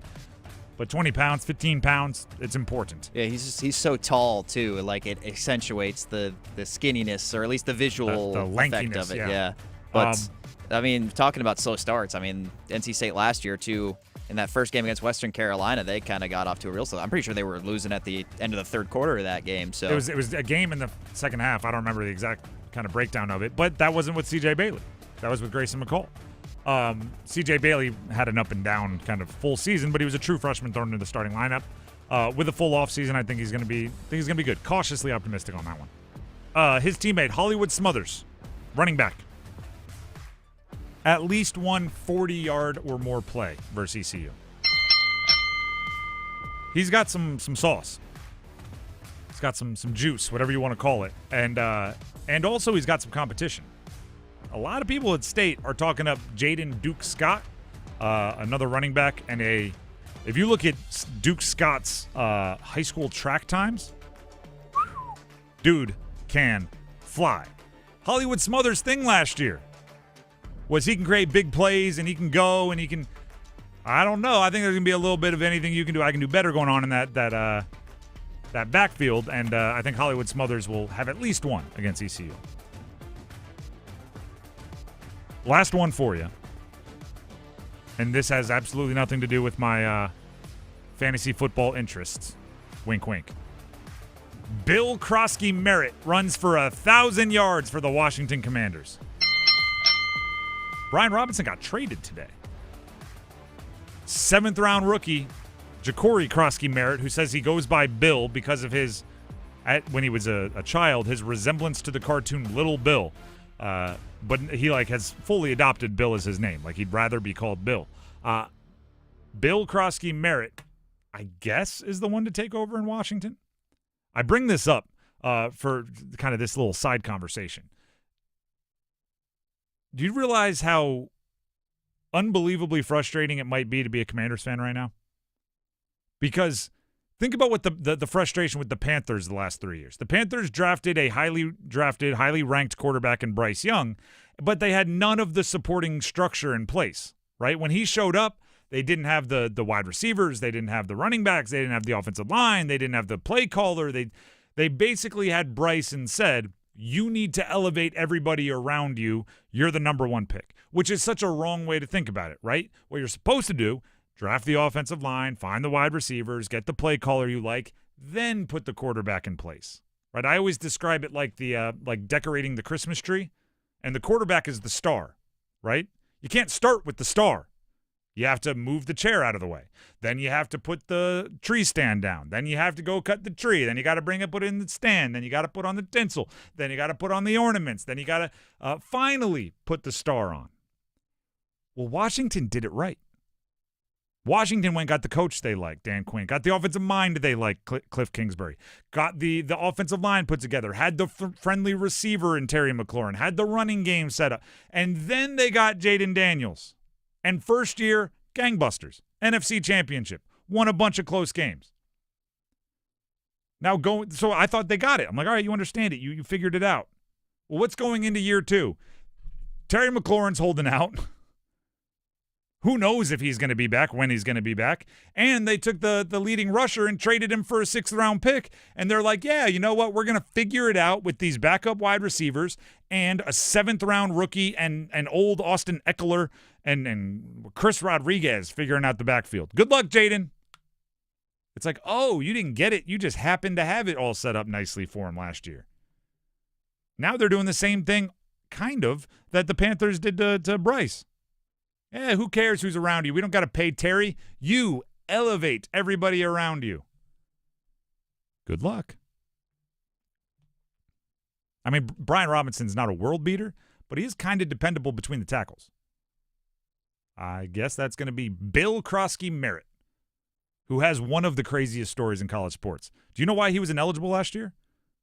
I do not. All right, this is going to blow your mind.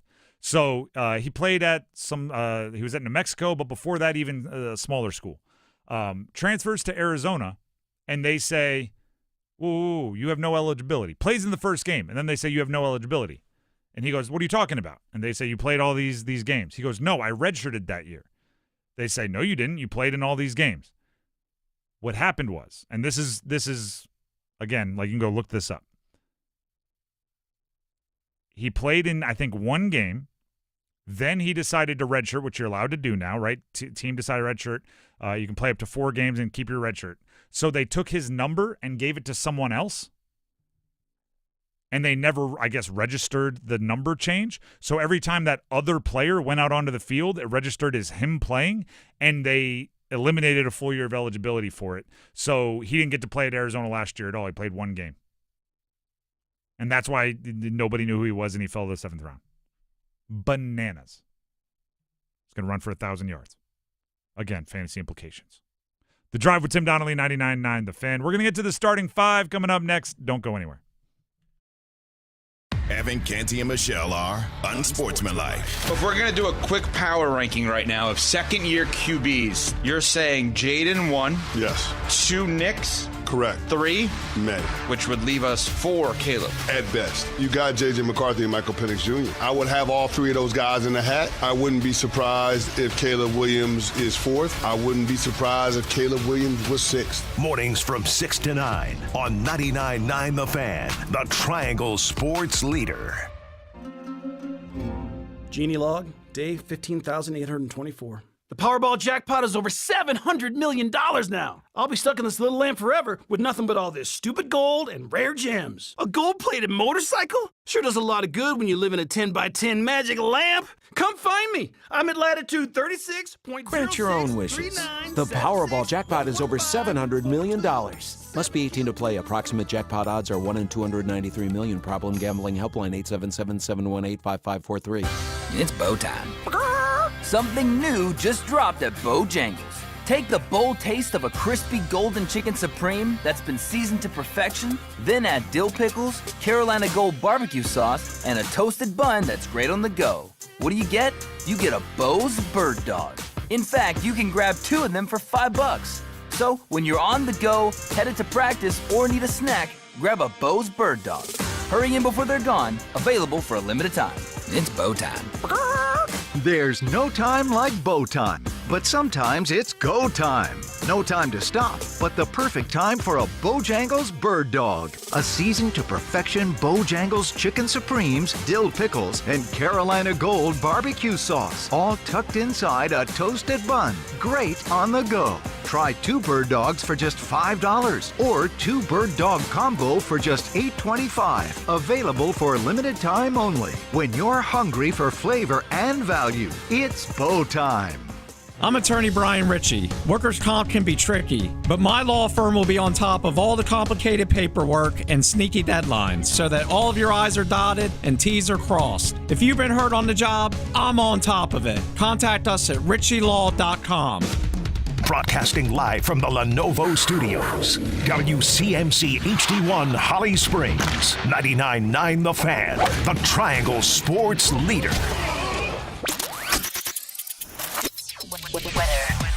I'm WRAL meteorologist Kat Campbell. Make some outdoor plans for your Friday night. It's looking nice. Partly cloudy skies. Overnight lows dip into the mid-60s. Saturday will be a little less humid. It's partly cloudy and dry with a high of 84 in Raleigh. Weather update brought to you by Newcomb & Company, where your comfort is their business. Visit newcombandcompany.com. 5 o'clock check of your money at the closing bell. Dow Jones up 846 points to 45,631.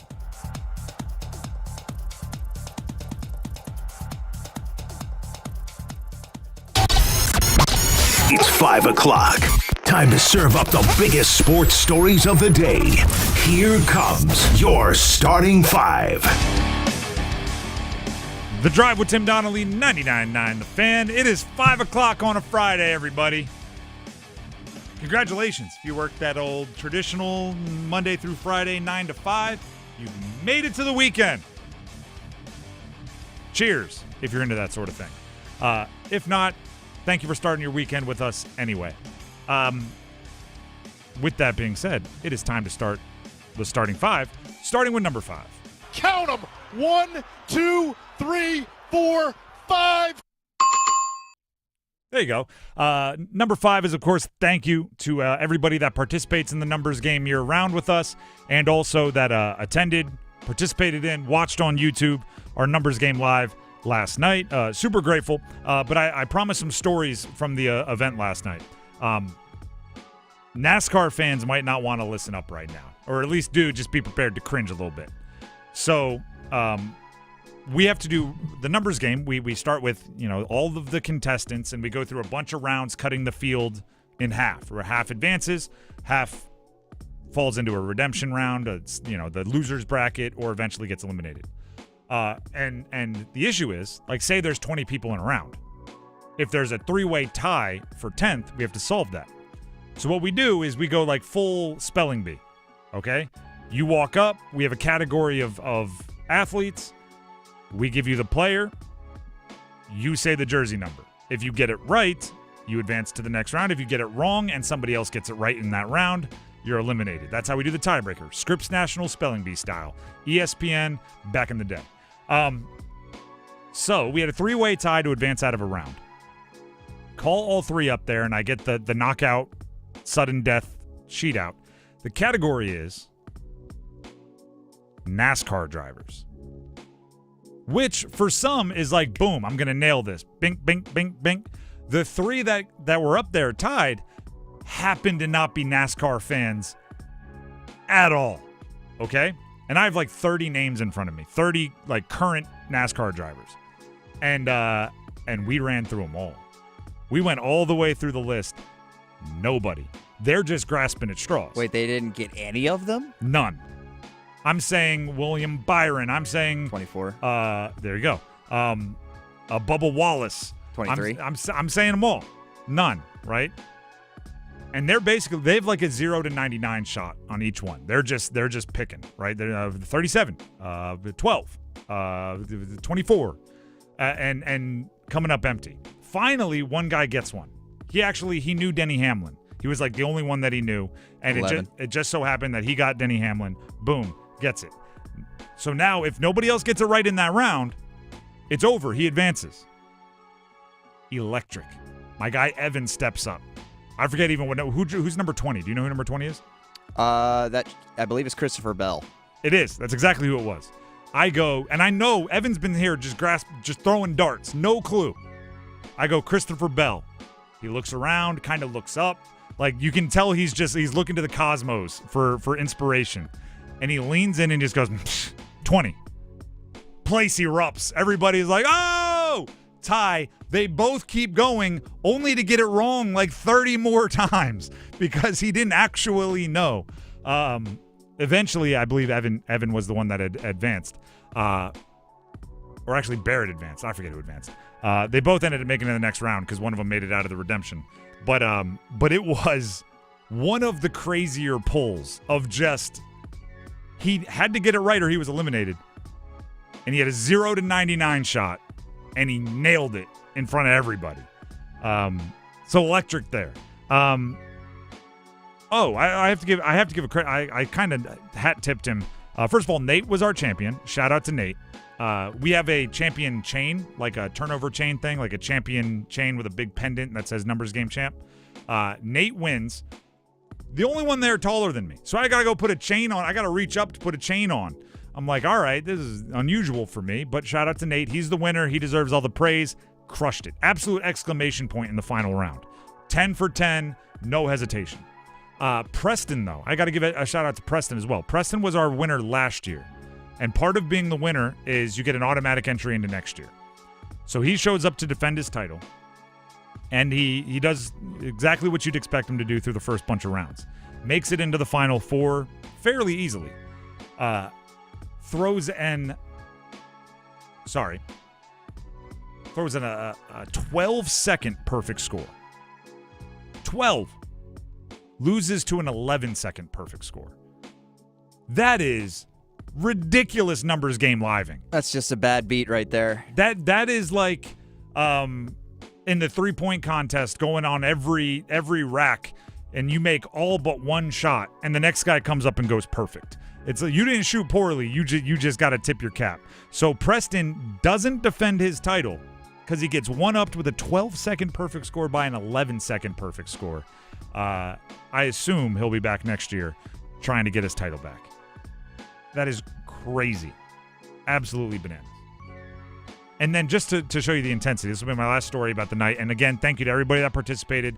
Quickly, thank yous to everybody around here. Paul, Ashley, Bree, Rob, LaAsia, obviously Dennis, who was there working with me. Everybody, it was well run, and I just get to do the fun part of hosting a game show.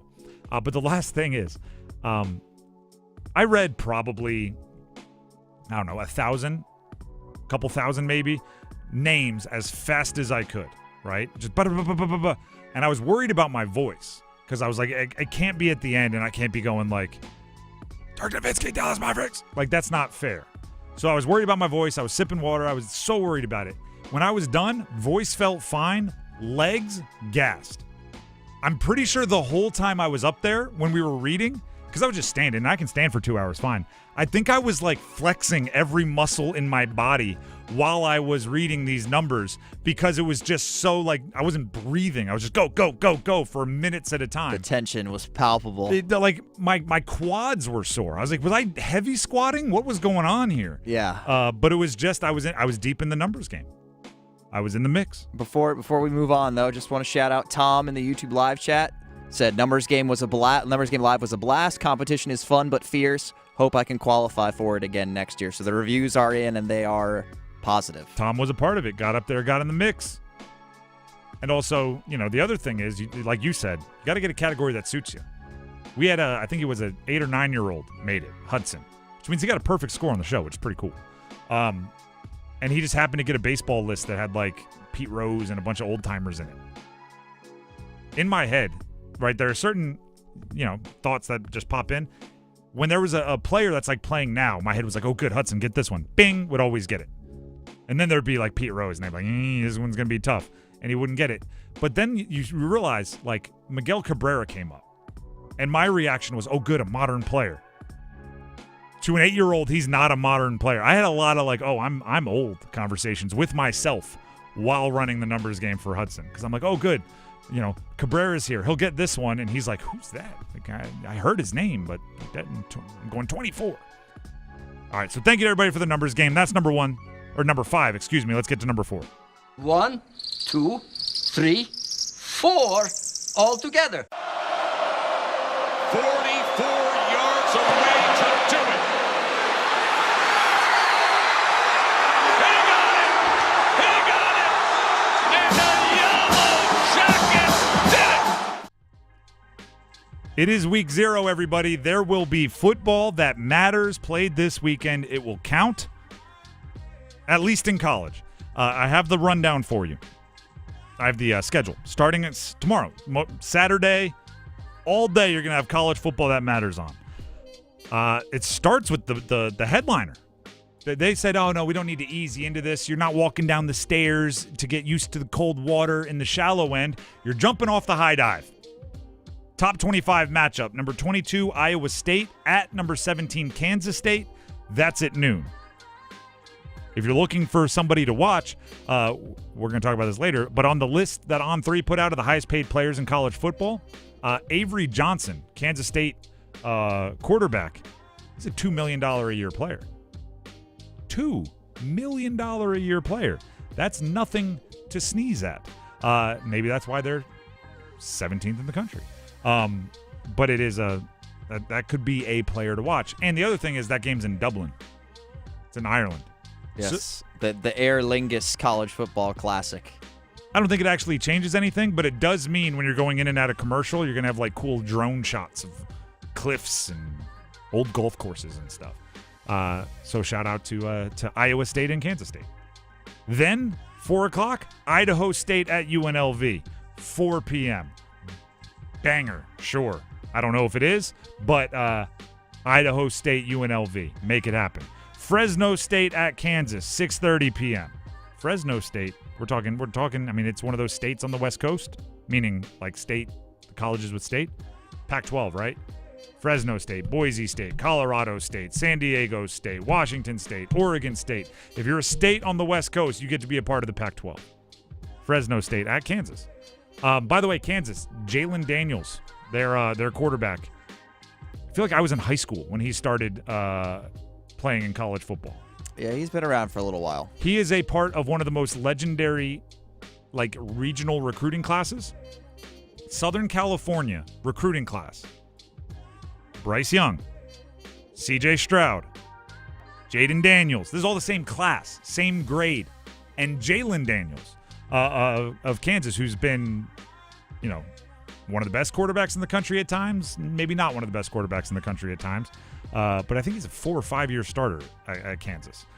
So Fresno State at Kansas, 6:30. I'm just giving you like the cliff notes, something to know when you're watching games that maybe you wouldn't watch if it was week 8 and there were a bunch of other games that you care about on. But when it's week 0 and this is what you got, this is what you got. Programming note as well, the Iowa State-Kansas State game and the Fresno State-Kansas game will both be on our airwaves, 99.9 The Fan. Beautiful. You can catch them right here. Sam Houston State at Western Kentucky at 7. Western Kentucky is known for air raid. They're going to throw it. They're going to sling it. They're going to see what happens. Sam Houston State's looking for a new coach. The only reason I know that is because my coach from college was Sam Houston State, and he took the Temple job this offseason. So Sam Houston, maybe in a little bit of a transition. Kentucky, Western Kentucky, they're going to sling that rock. And then finally the nightcap. Out there on Oahu, Hawaii. Manoa, I believe, is where they're playing. Stanford at Hawaii. ACC action kicks off. Stanford at Hawaii, 7:30 p.m. Should be a really fun game. I say that because it probably won't be, but it's the first ACC game of the year, so we're going to treat it as it's fun.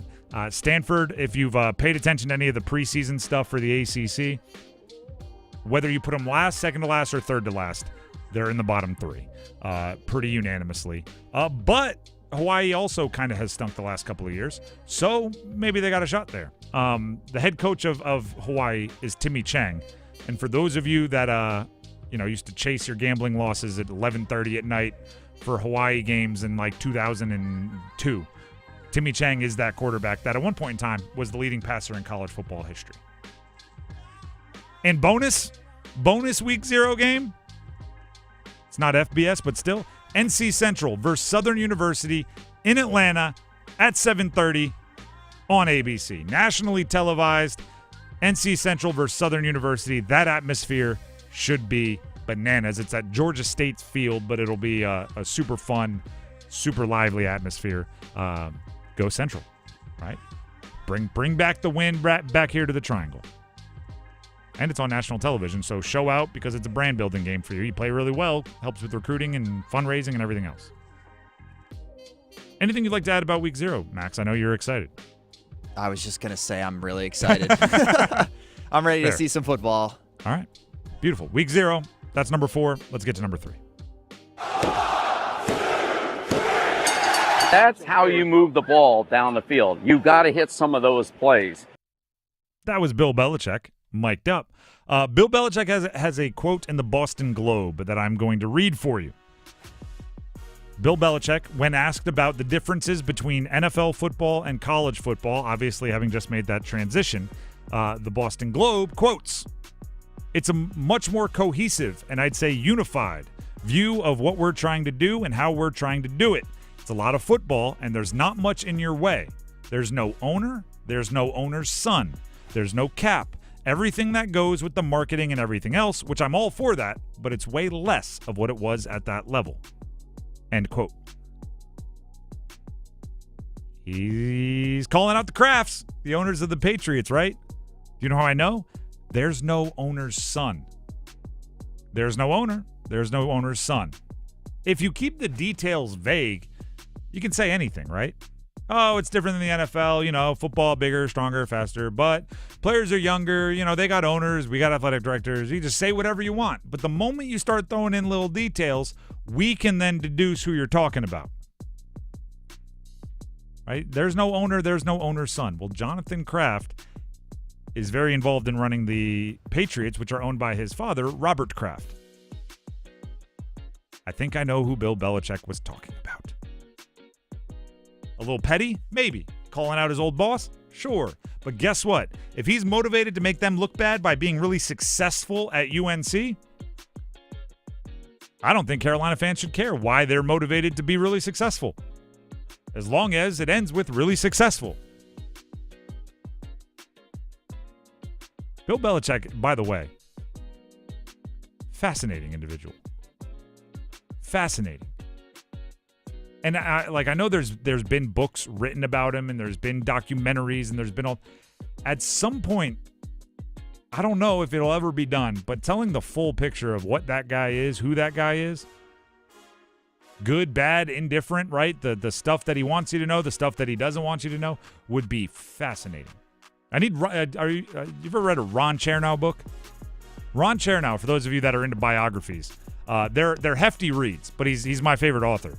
He wrote the book that Hamilton, the musical, was based on, which is 1,500 words on Alexander Hamilton. He's written on George Washington. He's written Ulysses S. Grant. He's written Mark Twain just came out. Right? Chernow's a monster of a biographer. I want him to do the Belichick story. I want 1,700 words. Maybe not that much, but I want him to do the Belichick story. What number was that, Max? I'm all twisted up here. That was 3. Then let's get to number 2. Just the two of us. All out blitz. Mensah off his back foot. Floats to a wide open Bauman. He beats the blitz for a touchdown. That was a highlight of Darian Mensah at Tulane. Darian Mensah has since transferred to Duke. Do you know what is actually a real bummer for Group of 5 non-power conference teams everywhere? The moment your quarterback breaks out and has a great season, you can start the timer until somebody else hires them away. Darian Mensah, according to On3, they did a bunch of research. They have the payout structures, the salary, I guess, of quarterbacks from all across the country. Darian Mensah has the highest payout this year of any quarterback in their report. The highest paid player, likely, in college football. 2-year, $8 million contract to play for Duke, or with the Blue Devils. I don't want to say to play for it because who knows if that's against the rules. So go read the article on On3 if you want the exact wording. Mensah, according to the article, is set to be paid $4 million for the 2025 season, and according to one of their sources, Mensah could max out the $8 million deal with up to $10 million when you include incentives. You know who can't compete with that? Tulane, which really becomes, like, if a player has a really good season in the Group of 5, there is loyalty, right? And I think many of you wish players were more loyal, right? I think many of you wish players like, oh, Tulane took a chance on him when he was a lower recruit. Why wouldn't he stay? Listen, I can agree with you to an extent. There is a point in time where the number gets so high, never mind, go take the cash, right? Never mind. $4 million a year? It's life-changing money. That's generational money if you handle it right. Right? That's if you handle it right, if you handle it correctly, if you invest wisely, if you save it up, there is a certain amount of financial security that comes with a $4 million per year deal. You can't be mad at him if you're Tulane. And you want to be, right? They took a chance on a 3-star who was essentially a no-star. He had one FBS offer, and it was from Tulane, and he showed up, and he didn't play his first year. They developed him into what he is. They helped him get there. And you want to see the fruits of that labor, right? You want to see, now that you're great, stick around. Give us a year or two where we can be the super team. They're offering me $4 million a year. Never mind. See ya. It was fun. It really was. It was good. But yeah, I get it. Bye. I'll even say this, right? Because I went to the University of Delaware. Big Blue Hen fan. Love my squad. There was a point in time where, I'm talking basketball now, there was like 4 out of 8 years, Delaware had the Colonial Athletic Association, the conference, freshman of the year. And none of them played their sophomore year at Delaware. They went to South Carolina and Temple and St. Joe's, and they went to all these other places, St. John's, whatever it was. I don't follow them. One went to Wake Forest, and then he left Wake Forest for Kentucky. And it was brutal. If at any point in time I learned that they were offered $4 million by another school, I would go like, you know what? Never mind. I'm not mad at all. Go do you. But I will say this, and I've been saying this about Darian Mensah for a while. How they found you is how they'll leave you. So if he was, and there are certain athletes out there, if he was just going to the highest bidder, I'm not saying he was, but if he was, he would have ended up at Duke because it appears as if they're the highest bidder. And then next year, you're not the highest bidder. Somebody else fundraises more. He plays great. And, I don't know, Georgia, Alabama, Ohio State find more money. Don't be surprised if he leaves you. Just like he left Tulane. Maybe he'll be super loyal. Maybe $4 million is his cutoff. Maybe $6 million sounds better. I've also said this. Max, do you think there's a number, like obviously $4 million is above it, where you would choose situation over cash? Like if somebody offers you $2 million and somebody offers you $4 million, guess what? $2 million, you can live real nice. You can have a real nice quality of living, right? But $4 million is more, right? It's the whole NFL thing. Like if you're a quarterback, if you're Micah Parsons, are you holding out for $42 million, or is $38 enough to live good the rest of your life? It would depend on the situation. Yeah, if it's basement dwelling power conference team versus like going to Georgia or Bama or something like that. Saying sliding scale? Yeah, it's probably a sliding scale. How much money more would Kentucky have to pay you to play football than, say, I'm going to pick a SEC team just to keep it SEC, than, say, Bama would have to pay you? Like, if Bama offers you $1 million, how much would Kentucky have to pay you to get you to pick Kentucky? I mean, how much playing time am I getting? You're going to be the starter at each spot. Starter at each one? I would probably want them at least. Well, but you have to factor in the pressure of being at a big school like that. But just in general, if going to a worse team and getting more, I would hope they are doubling whatever so the $2 million, first team's paying. If $2 million is offered by Kentucky, $1 million by Bama. Yeah, then I would go You're Kentucky. going Kentucky? All right. That's fair. The Drive with Tim Donnelly, 99.9 The Fan. That's number 2. Let's go to number 1. Go one! Panthers preseason wrapped up yesterday. At least their preseason game schedule wrapped up yesterday. Here's Dave Canales' thoughts after the game on his team's preseason. Just proud of this group, proud of the camp that we threw together. The effort every day. It was a great group to coach. We know we have a lot of hard decisions to make, coming in the morning. And, I just wanted to say that first and foremost. I think just the energy, the excitement, the culture that we're building here, the brand of football that we're learning to piece together and play with. Just really proud of the way the guys battled. We had 55 guys up. I mean, guys are out there, on every special teams unit you can think of, playing offense, defense. And so I'm just really proud of the way the guys stepped up today and got it done.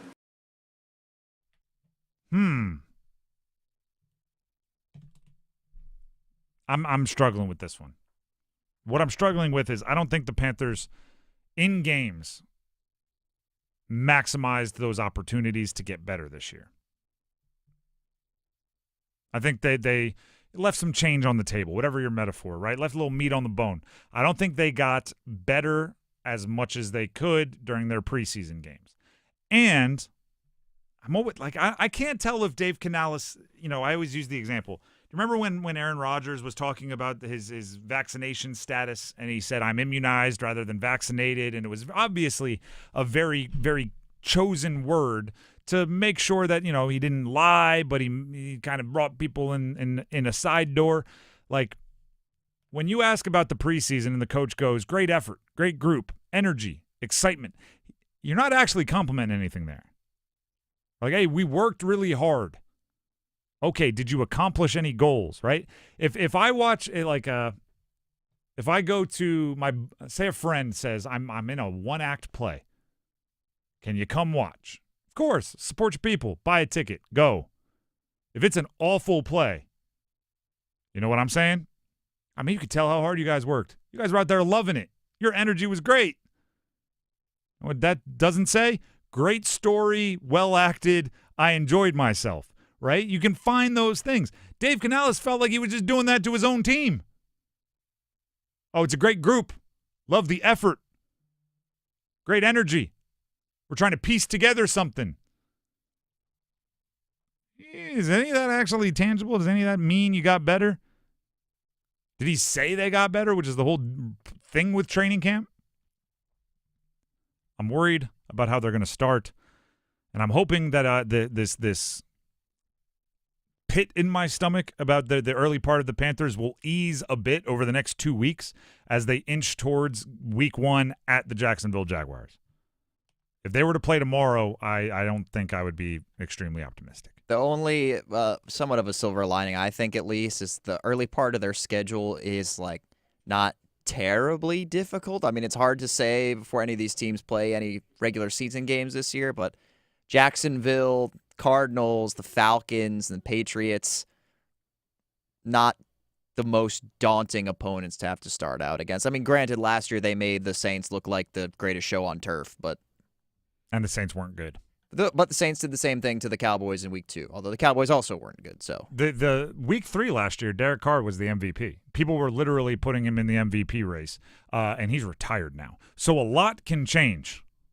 And Tyler Shuck and Spencer Rattler are battling for first-team reps over there. So a lot can change in a year.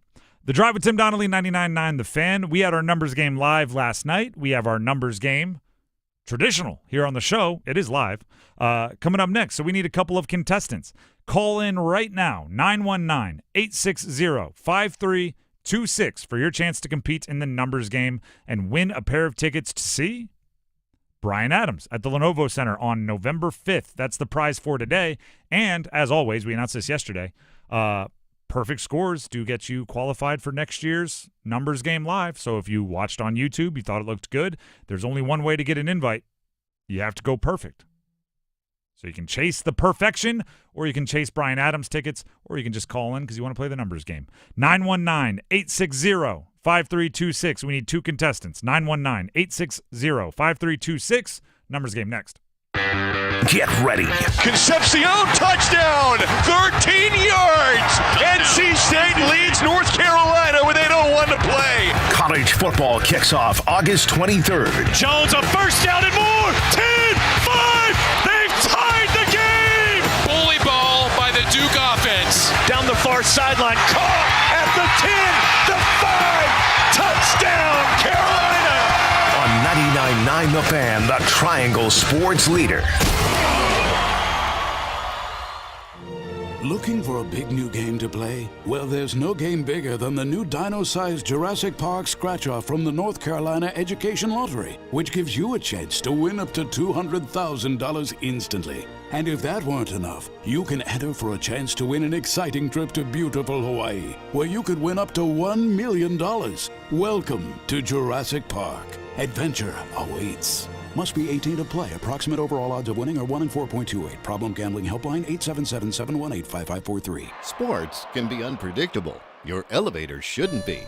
That's why you need Metro Elevator, Raleigh's hometown team for expert commercial elevator service. Locally owned and operated, we specialize in keeping your building moving with top-tier repair, maintenance, modernization, and installation. Our highly trained technicians deliver fast, responsive service to ensure your elevators run smoothly. No surprises, just results. Trust Raleigh's own Metro Elevator to keep you moving. Learn more at metro-elevator.com/Raleigh. Did you catch Luisito's header? Yeah, I just recorded it on my new Samsung A36 5G phone I got for free at Total Wireless. Oh, I'm actually live streaming the whole match with my new Samsung Tab A9 that I also got free at Total Wireless. I got that tablet too. And I got that phone too. We both got both. Go! Switch to Total Wireless and get both the Samsung A36 5G and the Samsung Tab A9 for free. For a limited time while supplies last, valid in store. Requires new phone activation on the Total 5G Unlimited plan or higher external port and ID verification and new activation on the Total 5G Unlimited 6-month tablet plan. Restrictions apply.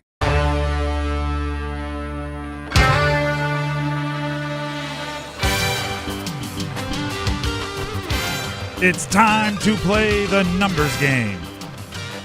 The Drive with Tim Donnelly, 99.9 The Fan, and as has become tradition when Max is producing the show, some phone line mishaps, whatever it is, we have an open line.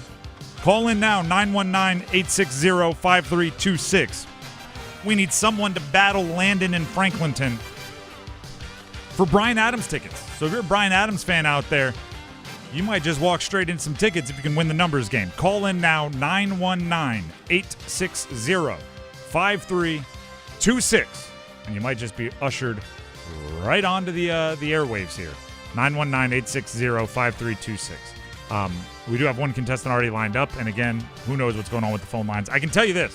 The thermostat on the wall here in the host studio, what temperature it is in the studio only goes up to 80, and it's been at 80 for the last 2.5 hours. It's 78 degrees outside here. So I think we might have some electric stuff going on, and who knows? I'm not complaining, but I'm just letting you know that if maybe your phone call drops or something, maybe there's some connection there to our generators and things. But all right, we're going to give it a go. We're going to see if these calls hold up. We have Landon and Franklinton, and we have Charlie and Wilson. They'll be battling it out for Bryan Adams tickets at the Lenovo Center on November 5th. We'll ask them both the same question. Our judge today will be Max. He'll pick his favorite answer. That person will get to go first. Landon and Franklinton, are you there? Yes. All right, perfect. Thank you for waiting. If the question is, going into this weekend, what are you most excited for about the weekend, but because we are a sports show, keep it somehow related to sports?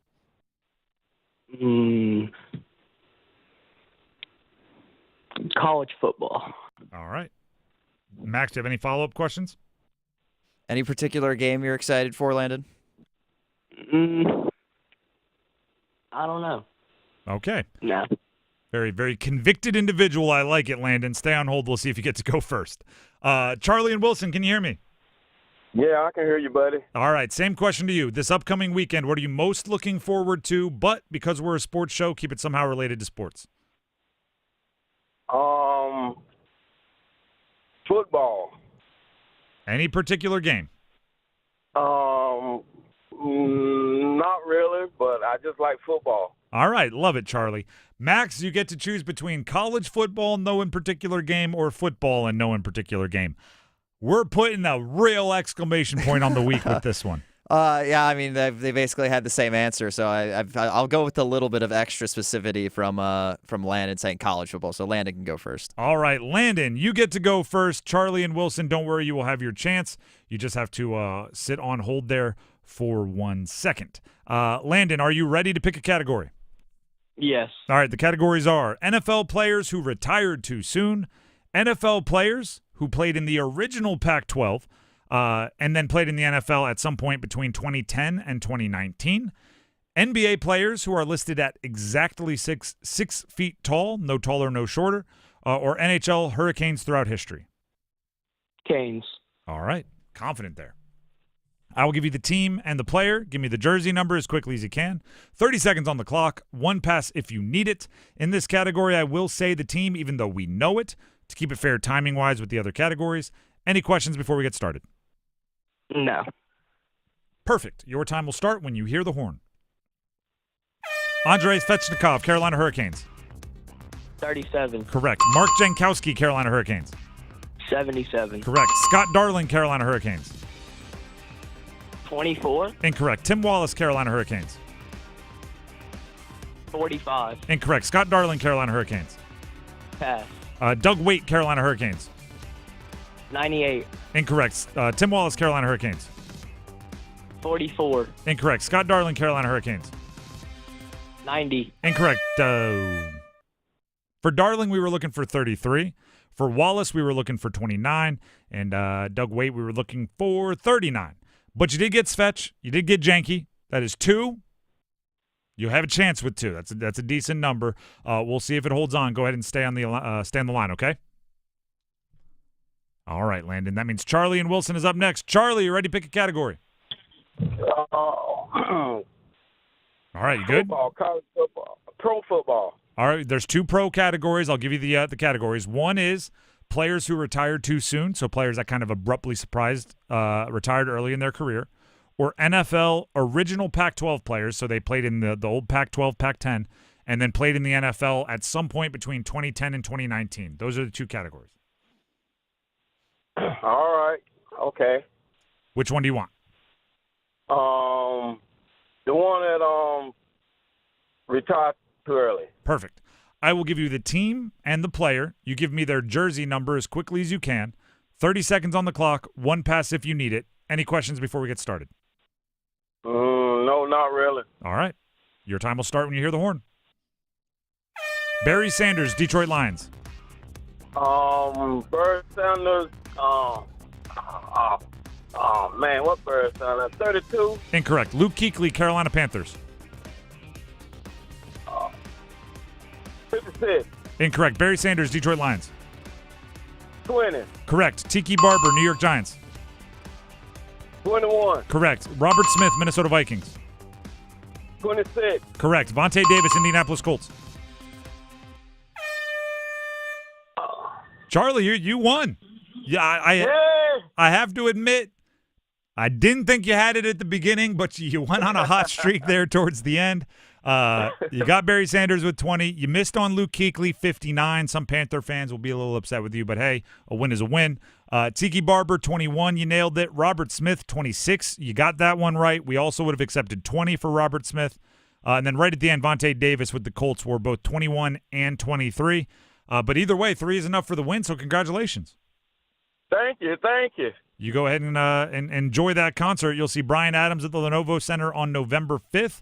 All you have to do is stay on the line, and Max will get the info he needs to make sure you get your tickets. All right, man. I appreciate it. I appreciate you, Charlie. Congrats. How about that? Charlie did not elicit much confidence until all of a sudden he went on a streak there. Which is kind of fun, right? The numbers game, I'm high in the numbers game right now.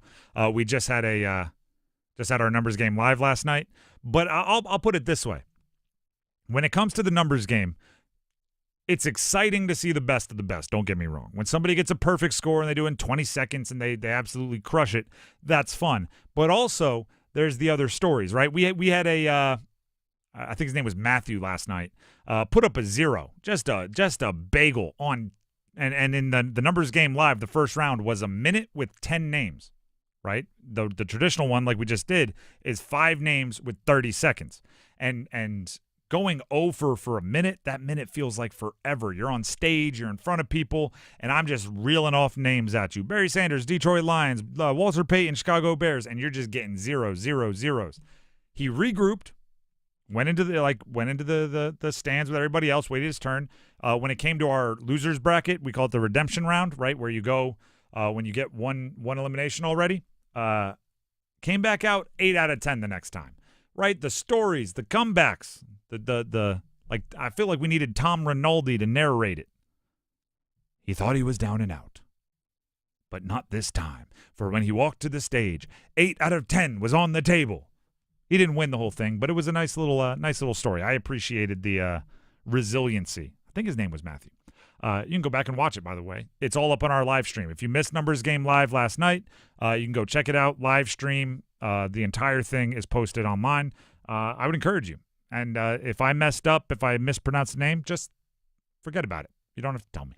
The Drive with Tim Donnelly, 99.9 The Fan. There's only one thing left to do, everybody. It is a Friday. There's real football games coming your way.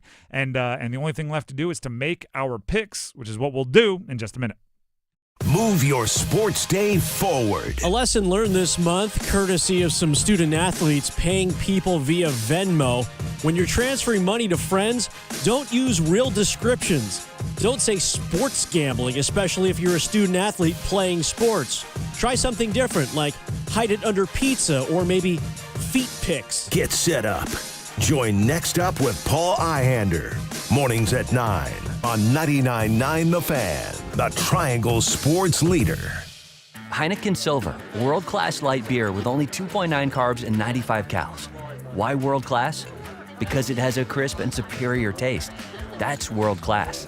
It has only 2.9 carbs and 95 calories. That's very world-class. So, if I'm seen drinking it by association, am I world-class?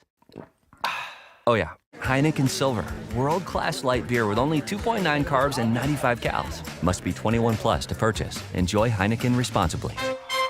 See if you're a winner every night. Watch live lottery drawings on WRAL TV's 11 o'clock news. That's right, Carolina Pick 3, Carolina Pick 4, and Carolina Cash 5 numbers every night on WRAL TV's 11 o'clock news. See if you're a winner before you go off to bed. Get your lottery numbers live every night. North Carolina Education Lottery. Only on WRAL TV's 11 o'clock news. It's bow time. Something new just dropped at Bojangles. Take the bold taste of a crispy golden chicken supreme that's been seasoned to perfection, then add dill pickles, Carolina Gold barbecue sauce, and a toasted bun that's great on the go. What do you get? You get a Bo's Bird Dog. In fact, you can grab 2 of them for $5. So when you're on the go, headed to practice, or need a snack, grab a Bo's Bird Dog. Hurry in before they're gone, available for a limited time. It's bow time. There's no time like bow time, but sometimes it's go time. No time to stop, but the perfect time for a Bojangles Bird Dog. A seasoned to perfection Bojangles Chicken Supremes, dill pickles, and Carolina Gold barbecue sauce, all tucked inside a toasted bun. Great on the go. Try 2 bird dogs for just $5 or 2 bird dog combo for just $8.25. Available for limited time only. When you're hungry for flavor and value, it's bow time. Will you make the right call?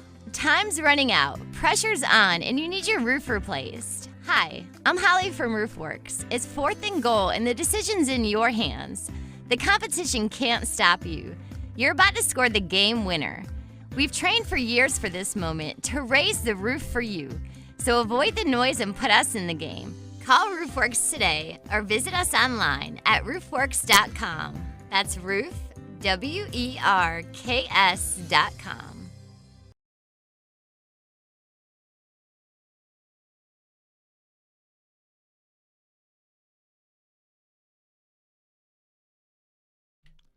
The Drive with Tim Donnelly, 99.9 The Fan.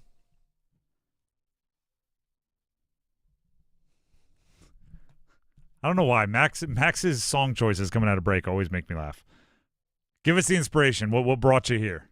It randomly. I'll be honest, as peek behind the curtain, 95% of the time, I am randomizing songs and landing on one that I think would sound cool. Well, at least you thought this would sound cool. Scarface. All right, let's move on from the music. The Drive with Tim Donnelly, 99.9 The Fan. There's only one thing left to do. Every Friday we do this heading into the weekend. We call it Making Our Picks, so let's go ahead and jump into it. It is very simple. Could not be more simple. It's called Making Our Picks. Why? Make our picks. Because we're going to make some picks. Max, the producer, will jump on the air. He will set up different games, different things that are going to take place over the weekend, and we will talk out how we think it's going to go and then make some picks. Max, have at it. All right, so we've talked about it pretty much all show long, but obviously the big sporting draw this weekend is the return of college football. 5 FBS games, or at least one team in each of these games is FBS tomorrow to kick off Week 0. And let's work backwards. We'll start with the last game tomorrow. We talked a bit about this one already. We got a little bit of ACC action. Stanford heading out west, which is not something you would say very often, to Hawaii. They're going to take on the Rainbow Warriors in Hawaii. Hawaii is 2.5-point favorites, and that game is at 7:30 tomorrow night. I think we actually touched on this in the ladder challenge, but how do you see this game going? Well, first of all, it's if you take spreads into account, it's the closest. It's the closest game, closest to a pick'em, 2.5 of the 5. If I were like putting down serious of my own cash, I would take the over, set at 50.5. I think these, early on, I'm not saying it's all going to be clean offense, but maybe even some turnovers with points. I would take the over there. I think Stanford can win. I think Stanford can win outright. Maybe I might be blinded by the pinstripes, if you will. If you've seen Catch Me If You Can, the reason why nobody beats the Yankees is because everyone gets caught staring at the pinstripes.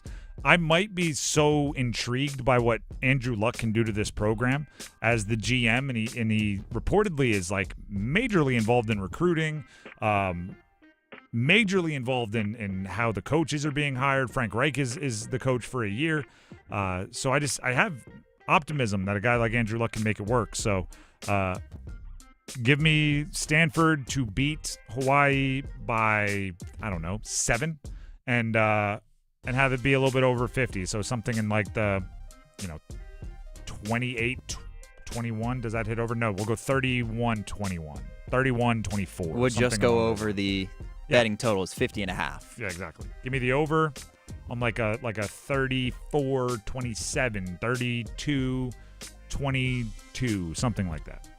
As much as I hate to fade the ACC, I will back Hawaii in that game on the island. Just seems like a tough trip to make. Granted, it's not as far for Stanford coming. Not as far, and I think it's different at the beginning of the year. Yeah. But traditionally, if you catch somebody who played a hard game on a Saturday and is playing the next Saturday in Hawaii, it is. At this point, it's baked into the totals and the spreads and everything. It used to be free money before everybody caught on. Oh yeah. Because if you're going to be in Hawaii for 3-4 days, they're going to enjoy it a little bit. At least one day you're going to go to a luau. You're going to eat some funny food. At least one day you're going to go out to a beach and you're not going to have your shirt on and the sun is going to zap you of all your energy. And then you're going to go try to play a football game and pads hurt on sunburn. But now, like I said, the advantage isn't there as much because everybody's kind of caught on. All right, we'll keep working our way back up the schedule. This game is at 7 o'clock tomorrow night. We actually briefly touched on it as well earlier. Sam Houston heading on the road to take on Western Kentucky. As you mentioned, Western Kentucky, big air raid team, likes to air it out. Those who watch a lot of college football will recall a few seasons ago, Bailey Zappi set the single season record, I think, for yards and touchdowns in a single season. It might have just been touchdowns, but I digress. Western Kentucky, 9.5-point favorites in that one, with a total set at 61.5. What do you see in this game? Well, first of all, I think the total reflects everything we just said about Western Kentucky. Sam Houston has been good. I've followed them loosely because the head coach that I had at the University of Delaware was the head coach of Sam Houston the past bunch of years. But he left this offseason to take the job at Temple. But Sam Houston has some talent. They were very early in the transfer portal world about taking all the players that were begrudgingly not playing at Texas colleges, Texas Tech, Texas, Rice, Baylor, all of them, right? Texas A&M. And if there was talent there, they'd bring them over to Sam Houston, have a nice little squad. So I think if I were betting on the spread, I think I would take Sam Houston. But at the same time, if I'm betting money line, give me Western Kentucky, which usually when those two things are different for me, I stay away. So I'm not going to put my own money on this one. But if you're asking me to pick a outright winner, I think it's Western Kentucky. Hard to go against a pretty heavy home favorite like that week one. But again, a lot of random stuff can happen, especially, nobody's really been on the field to face another team yet. So if you look at the ESPN matchup predictor, which is obviously all put together by a bunch of numbers from ESPN Analytics, Western Kentucky is the favorite, but they're 51%. If you're 10.5 point, 9.5 point that doesn't seem like enough for and you're at 51.6 is what they have them as officially. So that's kind of what I'm getting at there. I think Western Kentucky wins, but I don't know if I'm putting them, more than a touchdown. Yeah, and it could be field goal. risky to lay those points there. Exactly. So let's keep on climbing up. This game actually is also going to be on our airwaves here at 99.9 The Fan. Fresno State at Kansas. Kansas on the heels of a stadium renovation. It'll be their first game there. 14.5-point favorites at home against the Fresno State Bulldogs. Who do you got? I know very little about these programs other than the quarterback at Kansas has been there a very long time, and somebody just gave Kansas $300 million. A single donor gave them what some consider to be the largest athletic donation in history to a college. Quite sizable. Other than that, I know very little about Fresno State, so if I were forced to make some kind of a pick, I would say Fresno State's a long way from Kansas. So I guess due to travel, I would think Kansas is going to do fine. But everyone else is thinking that as well. The line opened at 12.5, and it's moved to 14.5, 15 in some places. I mean, that's a lot of points to go get, but hey, go get it. Give me Kansas. $300 million. They're just flush with confidence. New stadium, too. Going to be feeling good opening night. I like Kansas there, yeah. I'm impressed, really, how they've rebuilt their program from the depths they were in 2015, 2016. They were about as bottom of the barrel for power conference football as you could get, and they've built up a pretty very solid team now and have strung together some good winning seasons. So good for them. Side note, I want Kansas in the ACC.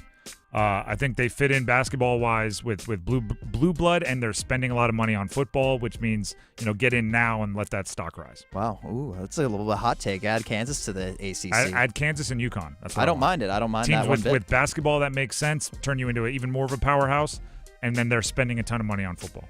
I like that. All right, next to last, or it's really the second game. We're working backwards here.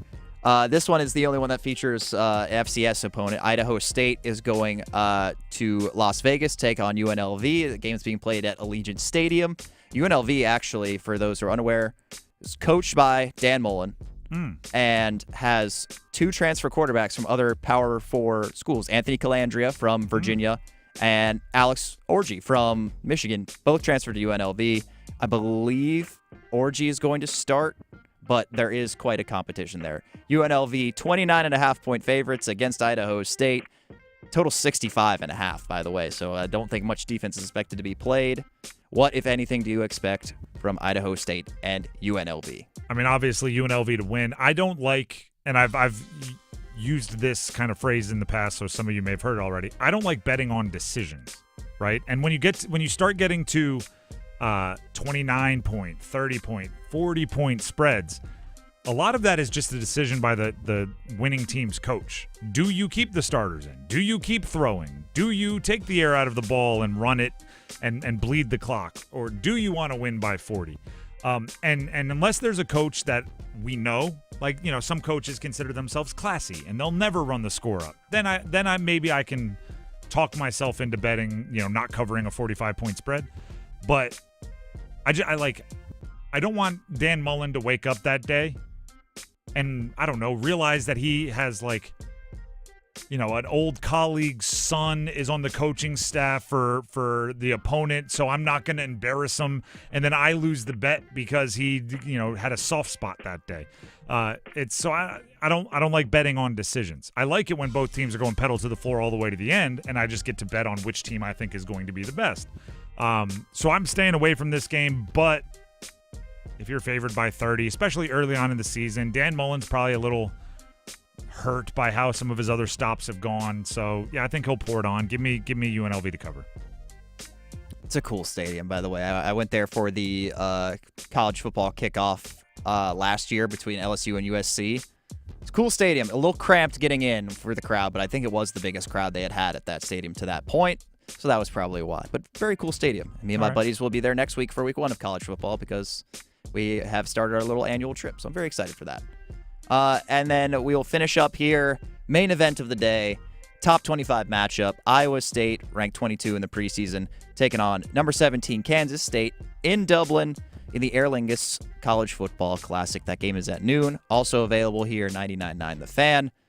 Kansas State, 3.5-point favorites. Both these teams have returning quarterbacks. As you mentioned earlier in the show, Avery Johnson is getting paid a pretty penny in NIL this season. Who do you got here? I'm going Kansas State for a few reasons.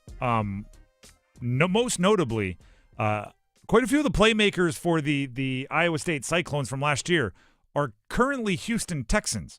Both Jaden Higgins and Jalen Noel, their two leading receivers from last year, were drafted by the Houston Texans. Jaden Higgins was one of the first picks of the second round. Jalen Noel was a third-round pick.